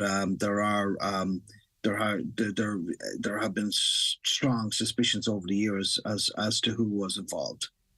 As you say, you do name them. Do you believe that maybe this book might provide the springboard, as it were, for perhaps a consideration by the DPP of charges?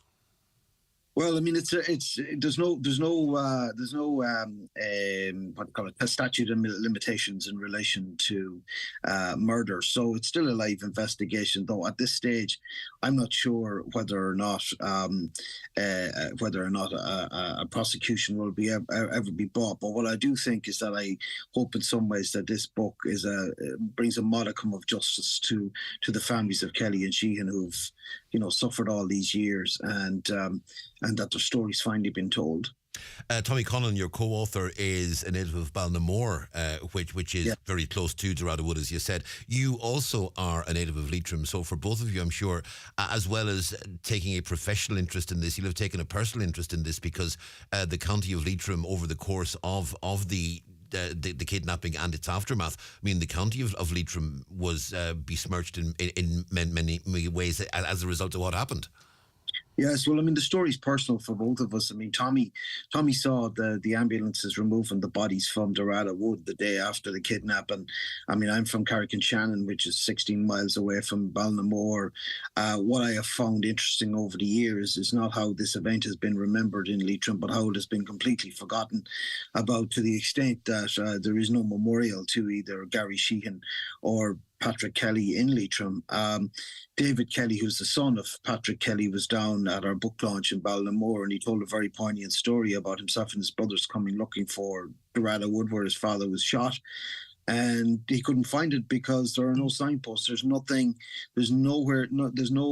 marker in Leitrim to say where these men were murdered. And I read a piece by Tommy Conlon recently online where he was speaking about the Today Tonight special that Brendan O'Brien did some time after this happened. And he spoke about how Brendan O'Brien went out to a mass, and after mass went along a group of people that were standing outside the church asking questions about this, and the silence and almost the whatever you say nothing atmosphere was still there. Absolutely. Well, this is a sort of an infamous episode of Today Tonight in January 1984, which is the month after the kidnapping, in which Brendan O'Brien went back to Leitrim to find out what actually had happened, but also to find out how much support there was for the Provisional IRA in the area. And he went to Corralehan Church, which is the church that's the closest one to Dorada Wood. It's about mile away or so, and he asked the parishioners coming out of Sunday Mass, would they have informed the Gardaí if they knew that a man was being kidnapped and held in their locality. And to a man, every single one of them said no comment, or as it morphed into no comment, which is a sort of Leitrim way of pronouncing it. So the county got a terrible reputation as a result of that, and particularly Ballinamore. He also went to Ballinamore to ask people there what they felt, and he got some mealy-mouthed responses. But then it should be noted that one man, Brian Toolan, who was a local solicitor, spoke out and said the people in this town are sick and tired of being besmirched by having Provo sympathisers in our midst. And 90% of the people in this town don't support the Provos. They don't support an Armalite in one hand and the ballot box in the other. And as a result of that, his family solicitors firm, Toolan's, every window in the place was smashed. So you have to see the responses that people made back in those days to an atmosphere of intimidation that was around Ballinamore at that time. Obviously, the book recounts in forensic detail the events as we know they occurred, but there's also a lot of personal testimony from the families of both Patrick Kelly and Gary Sheehan, and it's fair to say that testimony is an absolutely core element of the book, and the book wouldn't be the book it is without it. Yeah, well, we when we started the book, we had three people that we really wanted to speak to. We wanted to speak to the Kellys, we wanted to speak to the Sheehans, and we wanted to speak to Don Tidy. As it turned out, we got all three. The Kelly family had a catastrophic time after the events at Dorada Wood. It left Katrina, Paddy Kelly's wife, was just 30 at the time with 4 children. The oldest was 9 and the youngest was 10 months. Her life fell apart after that. She ended up marrying a sort of a ne'er-do-well who took the whole family off to England. They ended leaving everything that they knew, a nice home in rural Ireland for a sink estate in North London. The person involved was an abusive, controlling figure who ruined all their lives. And one of the reasons why David Kelly confronted Martin McGuinness famously in Athlone in 2011, because he was feeling the effects of a lifetime of trauma. Also, the Sheehans have never spoken about it before. Until now, they've been very private about the whole thing, which is understandable. But that had a devastating impact on them as well. When we interviewed the sister of Gary Sheehan, even 40 years on, you could tell how traumatized the whole family had been by what happened in Dorada Wood. And as you say, it is 40 years this month since these events unfolded. And, for those of us of a certain age, events we all still very much remember. And as you say, there may not be memorials in Leitrim. There may be an essence in many areas of this being forgotten. But by the same token, it's very much remembered. As I say, the name Don Tidy, I recognise certainly instantly. And many others of our generation will. Yeah, well, it's amazing, really. If you ask anybody over the age of 50 who's Don Tidy, and they'll say kidnapping. Yeah. You ask anybody under the age of 50, they'll say who. Yeah. And that's understandable. You see, there were so many events during the Troubles, so many catastrophic events, one after the other, that they just become forgotten about in the midst of time. The reason why this one is, I suppose, interesting and stands out is the fact that it was the largest manhunt in the history of the state, and that 2 Irish security officers were shot dead by the Provisional IRA. And a day after that happened, the IRA blew up Harrods. And those 2 events were seen as synonymous in the public mind at the time. I think that the 2 events brought a level of public revulsion down on the Provost that was probably not surpassed in the history of the Troubles, other than as a result of the Enniskillen bombing. And there was talk at the time, actually, of banning Sinn Féin and almost cross-party support for it. But once the government realised that it was probably have ended up being a counterproductive move, they decided to not to ban them. And it should be noted that the Sinn Féin party in 1983 was a tiny entity compared to the one today. Yeah. It didn't have more than 2% support in the polls at that time. I mean, I'm loath to use the phrase, but I can't help wondering if, this was from the Provisionals' point of view a spectacular own goal, because, whatever they hoped to achieve from it, be it money or be it publicity or whatever, as you said, this was probably one of the turning points in terms of national opinion, perhaps not necessarily in Leitrim, or perhaps not necessarily in Leitrim the following 2 months as found by Today Tonight, but certainly across the country. Many people who might have had some sympathies, who might have had some, understanding or desire to speak of this in context, when they saw what happened and they saw the 2 killings, they may have changed their minds. Absolutely. Well, we were talking about an event that happened 2 years after the hunger strikes, in which there was a lot of support for the hunger strikers, not necessarily for the Provisional IRA, but for the hunger strikers. 2 of them were elected. Third, Joe McDonnell got a very healthy vote in Sligo Leitrim at the time. And there would have been a sort of residual kind of, whatever about there was very little support at that stage in the Republic for the IRA's campaign of violence. But obviously the goal that they were seeking to achieve, which was a united Ireland, would have been an aspiration that people would have had from the beginning of the state. But certainly in terms of, if you look at it at that time, Today Tonight actually went to Carrickmacross, which was the hometown of Gary Sheehan, the day after he was shot. And there was a lot of people saying, there's going to be no sympathy in this town for the Provosts anymore, because obviously Carrickmacross was a border town, So it's a very instructive program. That is a very, very good snapshot in time. And I think for a lot of people, whatever ambivalence they had about, certainly in the Republic, whatever ambivalence they had about the IRA's campaign of violence ended after Dorada Wood. This book has the potential to play a very important part in ongoing discussions and discourse about Northern Ireland, about the legacy of the Troubles and about where we're going now in terms of the peace process. Are you hopeful that we will see further discussions coming out as a result of this book, perhaps a new impetus from the point of view of the DPP, and also maybe some signage and memorials in Dorada Wood? Well, this is the part of the purpose of the book is to highlight the fact that there is no memorial to Kelly and Sheehan, and yet there's a memorial to John McGurl in Ballinamore, who we believe was central to the whole kidnapping episode. So, I mean, that's what we're hoping will be achieved. I think one of the things that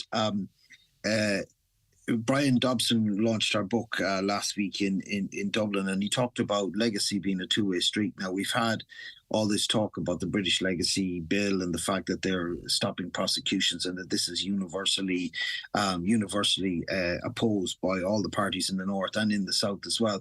But there's also the legacy issues of in the Republic as well. And one of the things that we want to highlight in this book is that the Republic was not immune from what happened in the north. I mean, more than 100 people were killed in the Republic.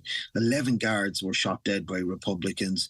An Irish Army private, Patrick Kelly, a prison officer. You've also had incidents like, not far from yourselves, the Mountbatten killing, and the killing of the British ambassador. So there's all those episodes as well that are just pertain to the Republic. I'd like to see more of a discussion myself on the impact that the Troubles had on our part of the island as well, because it had a huge impact, and there's a sort of a belief, especially among people who didn't live through the Troubles, that somehow the Republic escaped unscathed, and you only have to read our book to find that was not the case at all. Roland McGreevy, it's been a pleasure speaking to you, yourself and your co-author Tommy Conlon. The book is The Kidnapping, a Hostage, a Desperate Manhunt and a Bloody Rescue That Shocked Ireland. Thanks indeed for speaking to us today. Thank you for having me. Really appreciate it. It's been our pleasure. That's Roland McGreevy there. It's the 9 till noon show on Highland Radio.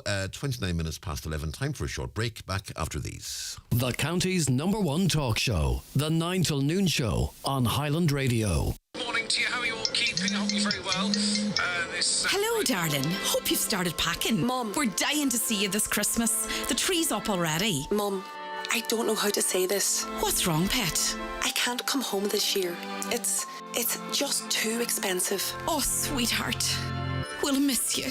Sometimes life keeps us apart. But at Highland Radio, no matter where you are in the world, this year we want to make Christmas extra special for one lucky family. We want to bring a family home for Christmas. You can nominate yourself or a loved one. Visit highlandradio.com to submit your nomination. Let's bring families together this Christmas. Join Margot, Philomena Begley, John McNichol, Donna Taggart and Mark Roberts at Knock Basilica on Friday the 1st of December for a Christmas spectacular in aid of Victim Assistance, an Irish charity supporting all victims of crime and trauma in Ireland. Get your tickets now from ticketmaster.ie, price €30 plus handling fee. Clamp down on calf rules. For more in your Farmer's Journal, here's Paul Mooney. We revealed the new proposals which could keep calves in farms for longer, and a ban on Jersey genetics. New €2,000 Eco Scheme payments hit farmers' accounts. Lump sum payment for farmers who join new organic scheme. Support package for Shannon Callow's farmers imminent. All the latest from the IFA election debates and where to cast your vote, plus your definitive guide to chainsaws. All inside this week's Irish Farmer's Journal. You cannot afford to miss it. Enhance your skills with SafeTech's part-funded training programs. At SafeTech, we provide courses including first aid, roadworks, people moving and handling, confined spaces, electrofusion and machinery training for Ireland and UK sites. Also online programs such as water hygiene, construction supervisors, safety reps and much more. If you have a group for training, SafeTech will go to you. Contact SafeTech today at safetech.ie and take the first step towards upskilling and safety compliance. Highland Radio time checks with Expressway. Travel Route 32 from Letterkenny to Dublin when you book online and travel for less. Expressway, bringing you the time at... It's 31 minutes past 11 o'clock. Joined on Zoom now by Odile Leboch of the Environmental Protection Agency. She's an environmental scientist with the EPA, and she's with us to discuss the issue of food waste. Odile, good morning. Good morning. How are you today? Very well indeed, thank you. Food waste is a major issue, and the EPA is looking toward businesses in particular to put up their socks, as it were, to address this. Yeah, I suppose we know in Ireland in 2021, we generate about 750,000 tonnes of food waste, and over 2/3 of that comes from the business sector. So in the past, we've been doing a lot of work with households, but really it's time for businesses to wake up to the cost of food waste to their business. A lot of them don't really realise how much food they're wasting.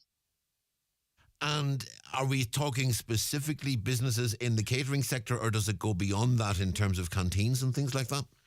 Yeah, no, it goes all the way up the supply chain. So we're actually talking to manufacturing, processing businesses, as well as retail and the catering sector. So all along there's food being wasted. And I think, as I said, when you talk to businesses, nobody really thinks they waste a huge amount. So the first thing that we're asking businesses to do is measure their food waste.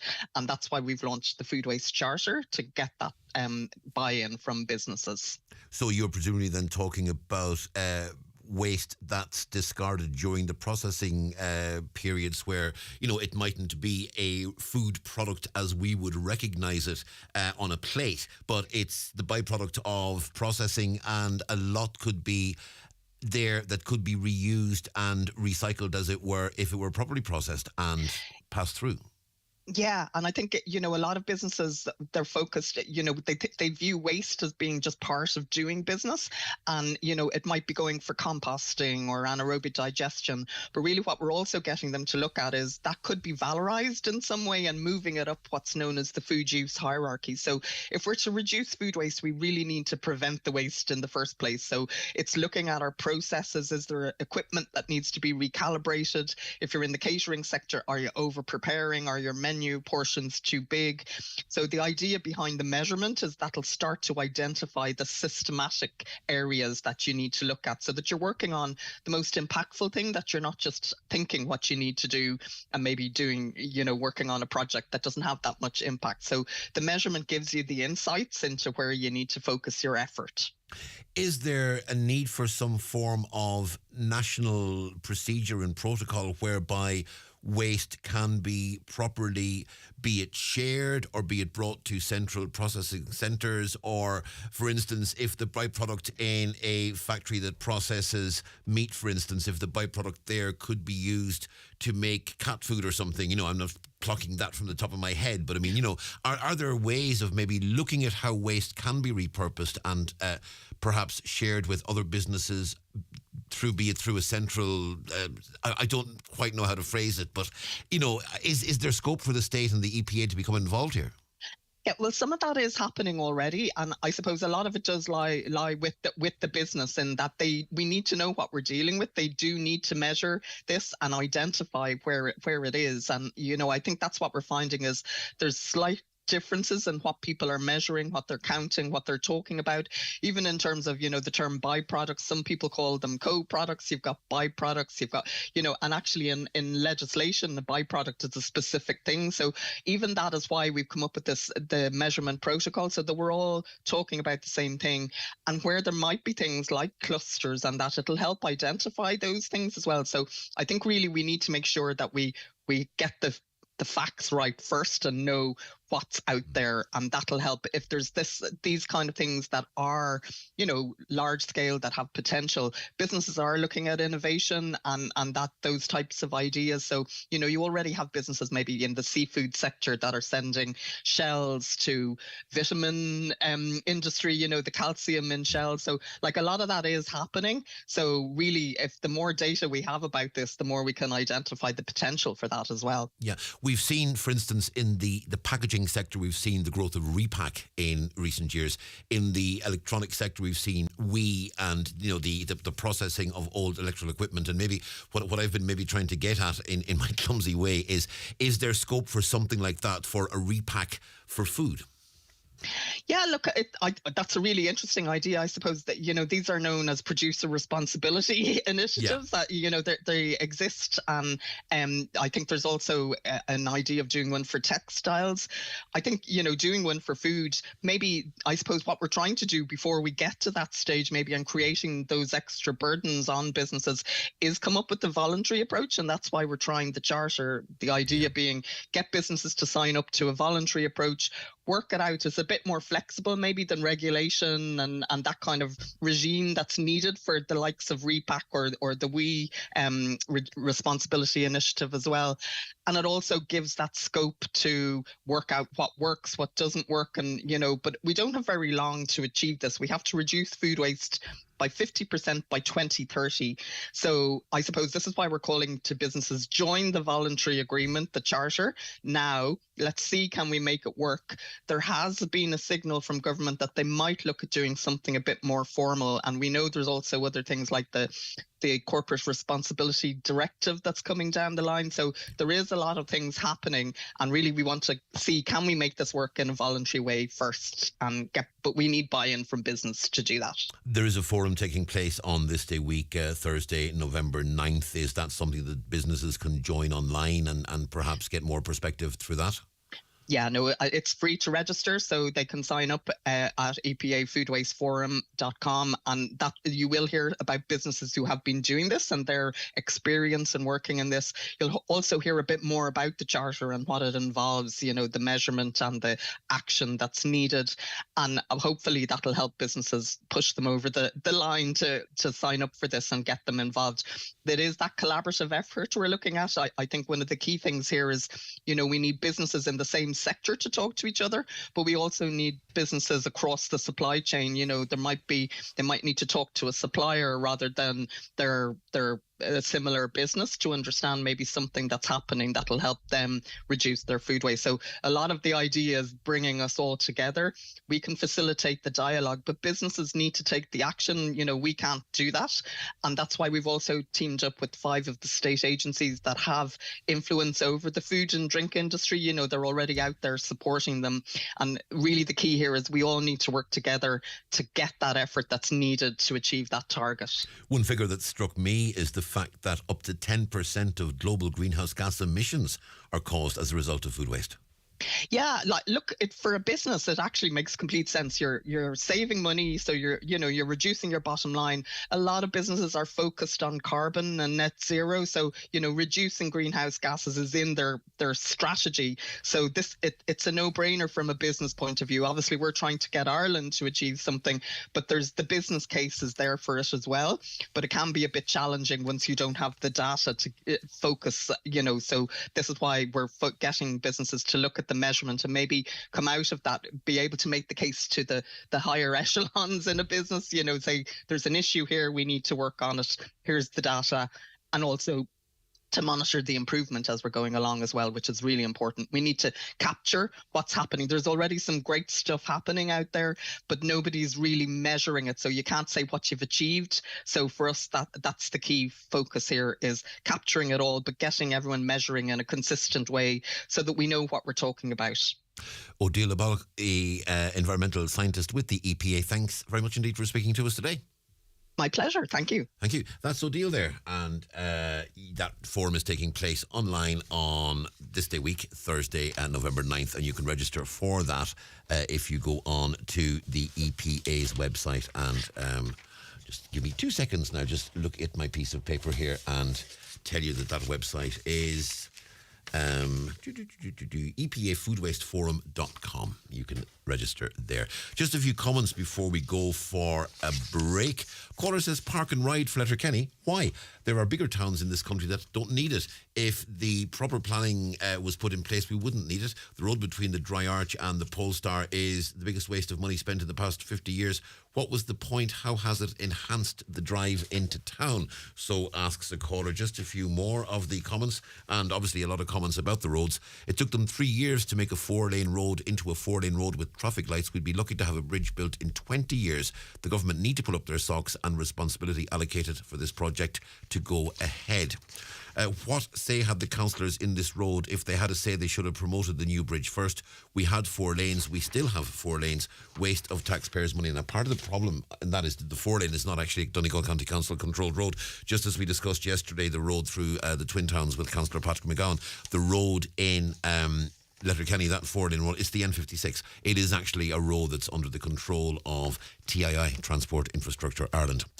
We've had a note in from Brie Carr to tell us there's a concert on Saturday night in Lifford Courthouse. It features songs from her new album, Songs of the Sea. Guests include Anne Biddy, Bernie Doherty, Helena McNally, Kayla Carr, the Coyle family, Michaela Hart, and Cor Ali. Special guest Barney McDade and Martin Mullen from Barney in the Circle, with all proceeds going to Donegal Hospice. And just a note, a coffee morning will take place in the Remelton Community Hospital from 10 until 1 tomorrow, with proceeds in aid of the Patients Comfort Fund, and all are welcome. So if you're in the vicinity of Remelton tomorrow and you're feeling a bit peckish and feeling like a coffee, you could do a lot worse than go to Remelton Community Hospital between 10 and 1 for that coffee morning. Watch the show live now on YouTube, Facebook and at highlandradio.com. At PTSB, we know our customers' needs are evolving, so we're evolving too, by bringing the best of technology and people together. Every interaction, every innovation, and every connection is built upon a better understanding of you. And it all comes together to create a banking experience that's altogether more human.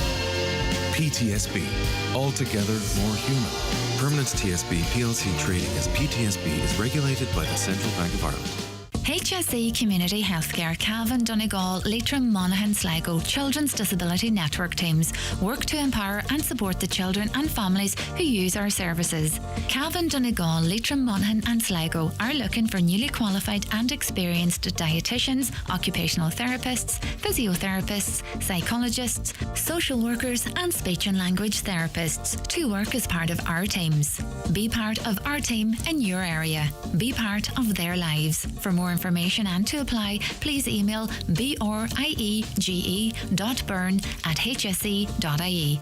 Hi, Nathan Carter here, and I'm delighted to say I've just had 2 installations from Cherrymore Kitchens and Bedrooms, and I have to say their attention to detail is second to none. With their sleek design and craftsmanship, your dream kitchen is just a visit away. So why not head over to Cherrymore Kitchens and Bedrooms and let the magic begin. Cherrymore Kitchens and Bedrooms, Donegal Town. More kitchens your way since 1996. Visit cherrymore.ie or call 9725 to book your free design appointment.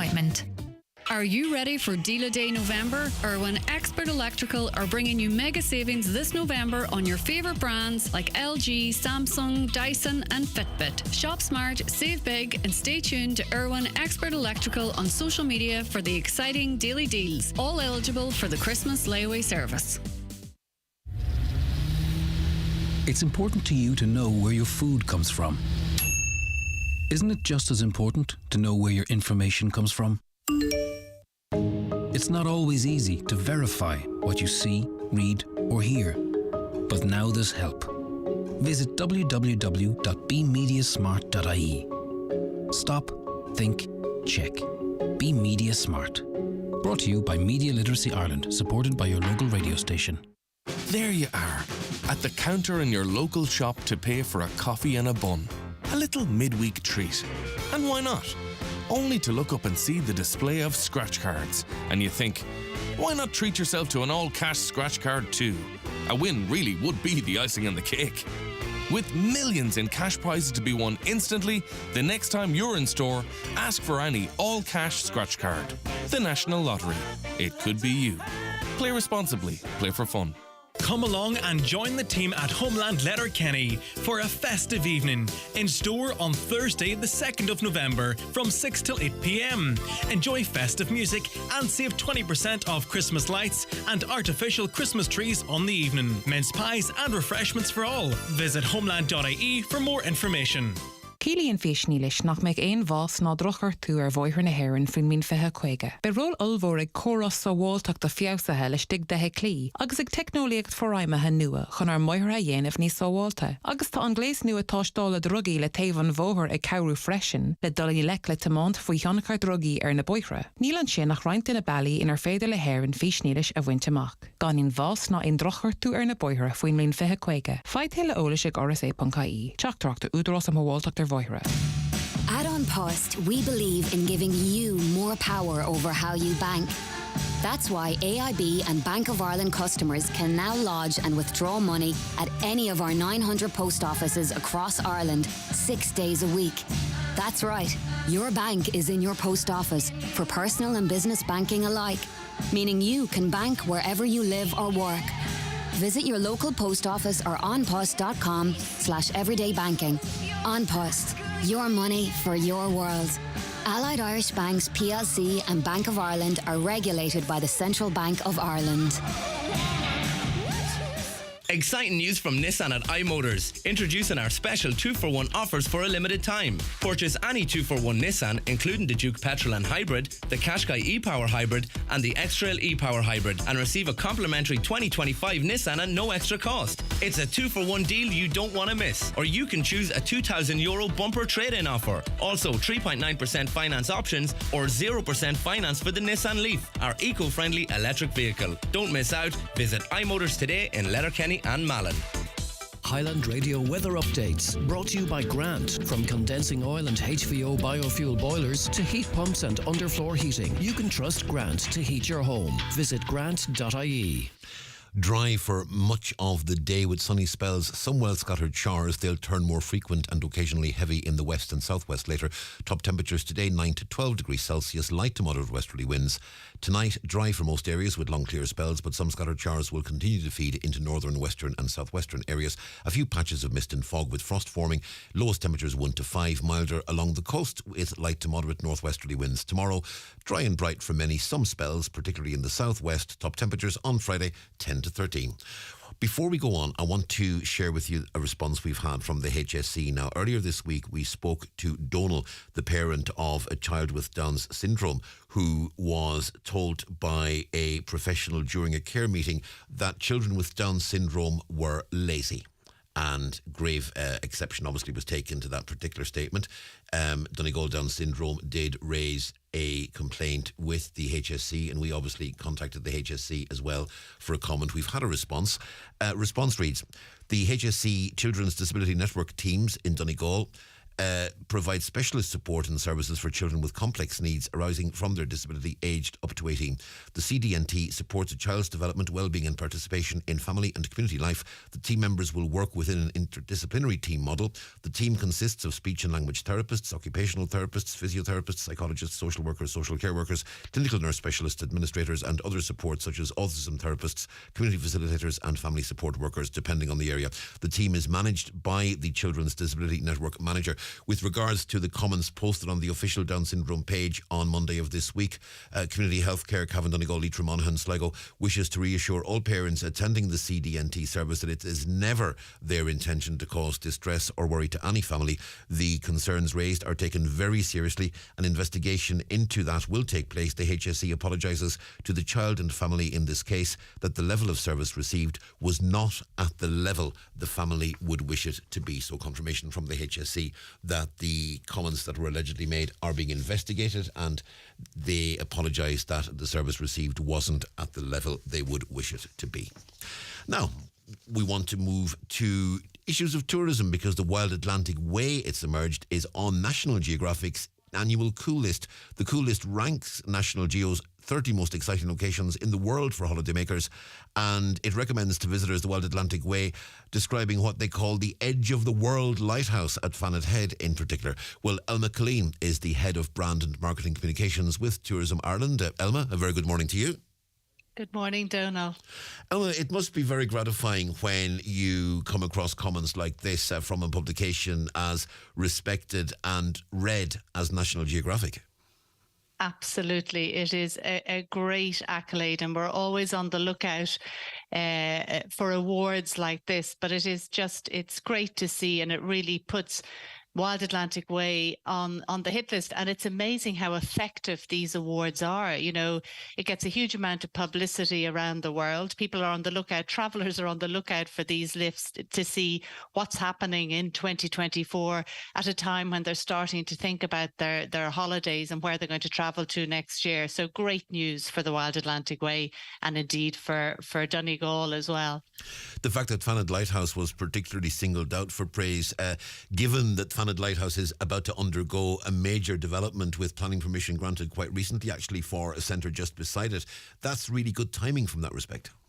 It is. It's huge. And something that we, Tourism Ireland, are looking at all the time is how we can encourage people to get out into the regions, but also to travel off season.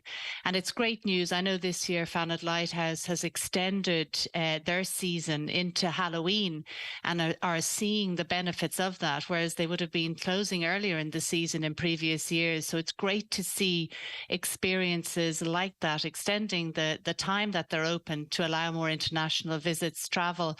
And certainly word on the ground is that we are seeing a lot of international visitors in Donegal this year, especially the Americans who are traveling outside of the normal shoulder season. So that's great news for us to see somewhere like that, with, as you say, the plans that are coming down the line.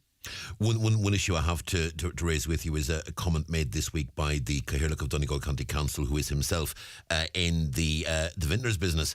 And Councillor Martin Harley did say that, as far as he can see at this point in time, 50% of accommodation in Donegal has effectively been taken out of the tourism market because it's been used as part of the government's refugee housing programme. From that point of view, I'm sure Tourism Ireland would like to see a situation where any accommodation shortages are addressed, because if we're going to get these increased numbers coming to Donegal and to elsewhere in the country, the last thing we want is to have to say, sorry, actually we can't accommodate you because we don't have the hotel beds. We're full. Yeah, no, absolutely. I mean, it is an issue, and it's an issue that we are working very closely with our colleagues in Fáilte Ireland as well. And I suppose part of the reasoning behind pushing more people to come off season is that there is less capacity issues at that time of the year, less people travelling and more capacity available. But it is an issue, and it is one that we believe is being addressed. And as I say, we're working very closely with our colleagues to do everything we can to address that. I mean, apart from, you mentioned there, Fanad, it's great as well to see that there's plans in place for Fort Dunree. I know there's a lot of work going on in Malin Head, Wild Ireland, the Outfield Park. So there's a lot of great work being done and experiences that are coming online for Donegal. And I was up there recently. I was up there just before the Halloween break, and it really was spectacular. I was blessed with the weather, but you can see why it is such a good time to be traveling. Probably less crowds, less issues, as you mentioned there, with capacity, but it is quieter. But when you get the weather, there is nowhere like it. So we were up there shooting some new material that we'll be rolling out in 2024, and just showcasing the best of the Wild Atlantic Way, the best of Donegal, and again, trying to push people to travel at that time of year. And the other key element of getting people to travel off season is the fact that the weather is unreliable. Donegal in the sun, and it's quite sunny out there this morning. Actually, it looks absolutely gorgeous what I can see through the windows. But the reality is, Donegal, when it's raining, is a very, very different prospect. So the more indoor attractions you can get, the more centres you can get where people can go indoors, the better. Now, sometimes you can argue places like Fanad Lighthouse and Slieve League and places like that, Fort Dunree as well. I mean, if you go when it's maybe the sea is a bit rough and it's a bit windy, I mean, they can be really, really spectacular for maybe different reasons than the sun. But the more you have the indoor facilities, exactly, the more you can get the closed-off facilities that aren't weather-dependent, the more you're going to be able to say to people, yeah, come and look, if it rains, we have this, we have that, we have the other. Absolutely. And, nobody comes to Ireland for the weather. I mean, for the good weather, should I say. Even in the high season, we don't have people coming here for the sunshine. So they're prepared for that. But the other one, Donal, that Donegal got recently, you might be aware of, was the Lonely Planet. Oh, indeed. That declared Donegal the 4th best region in the world to visit. So it's very fashionable at the moment, Donegal. But you're right. The more product that we have available. But we were there shooting end of October. We were doing kayaking, swimming, we were doing cycling and walking. And, you know, a lot of these people who are passionate about those outdoor activities will travel off season. And really, you know, Wild Atlantic Way has that in abundance. So it is something, again, we're trying to push as much as possible. And the fact that the flight, the Dublin Donegal flight is still there, and that, you know, that connectivity is great for the international visitors coming in, that it allows them to connect directly, well, indirectly, but on up to Donegal. So again, that running throughout the season is really good for us, as well as for the golfers. You know, you're blessed up there with great golf courses. So having that flight as well is really important. And speaking of the flight, I mean, let's while we're blowing our own trumpet, let's point out that Donegal Airport is regularly voted the most spectacular fly-in in the world by privatefly.com. And also, you mentioned the golf courses. Rosapenna today named in one of the most prestigious US lists as the 40th or 41st best golf course in the world. Yeah, St. Patrick's is really getting an awful lot out there. We constantly are bringing in journalists. We've had the fourth episode. There was a new programming fund that we launched last year, and we had the TV presenter Julia Bradbury. This aired on Channel 4 just at the end of October, and she was up visiting Donegal. She took a surf lesson, but she also did some breathing with Patrick McKeown, the breathing guru there up in close to Bundoran.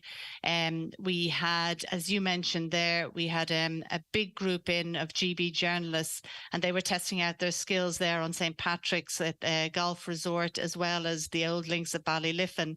So a huge interest in that area for golf. But also the Wild Alpaca Way, that's one that just keeps popping up in all our social channels. Something very different, but it's really resonating with the audiences.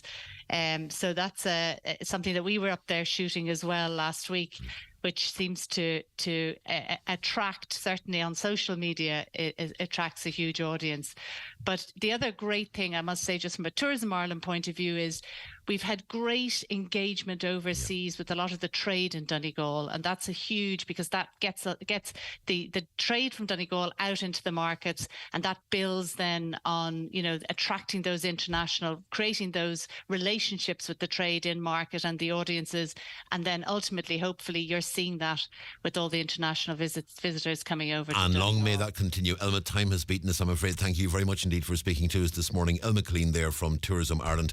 Thank you to all our contributors. Thank you to Caroline Orr for producing. Most importantly, thanks to you for listening. Headlines coming up next with Donna Marie. For myself, Donal Kavanagh, have a very good day. Who's your man? I don't know, with the constant interruptions. Wouldn't get them with Ireland's best broadband from Virgin Media. I meant you, and it's gone.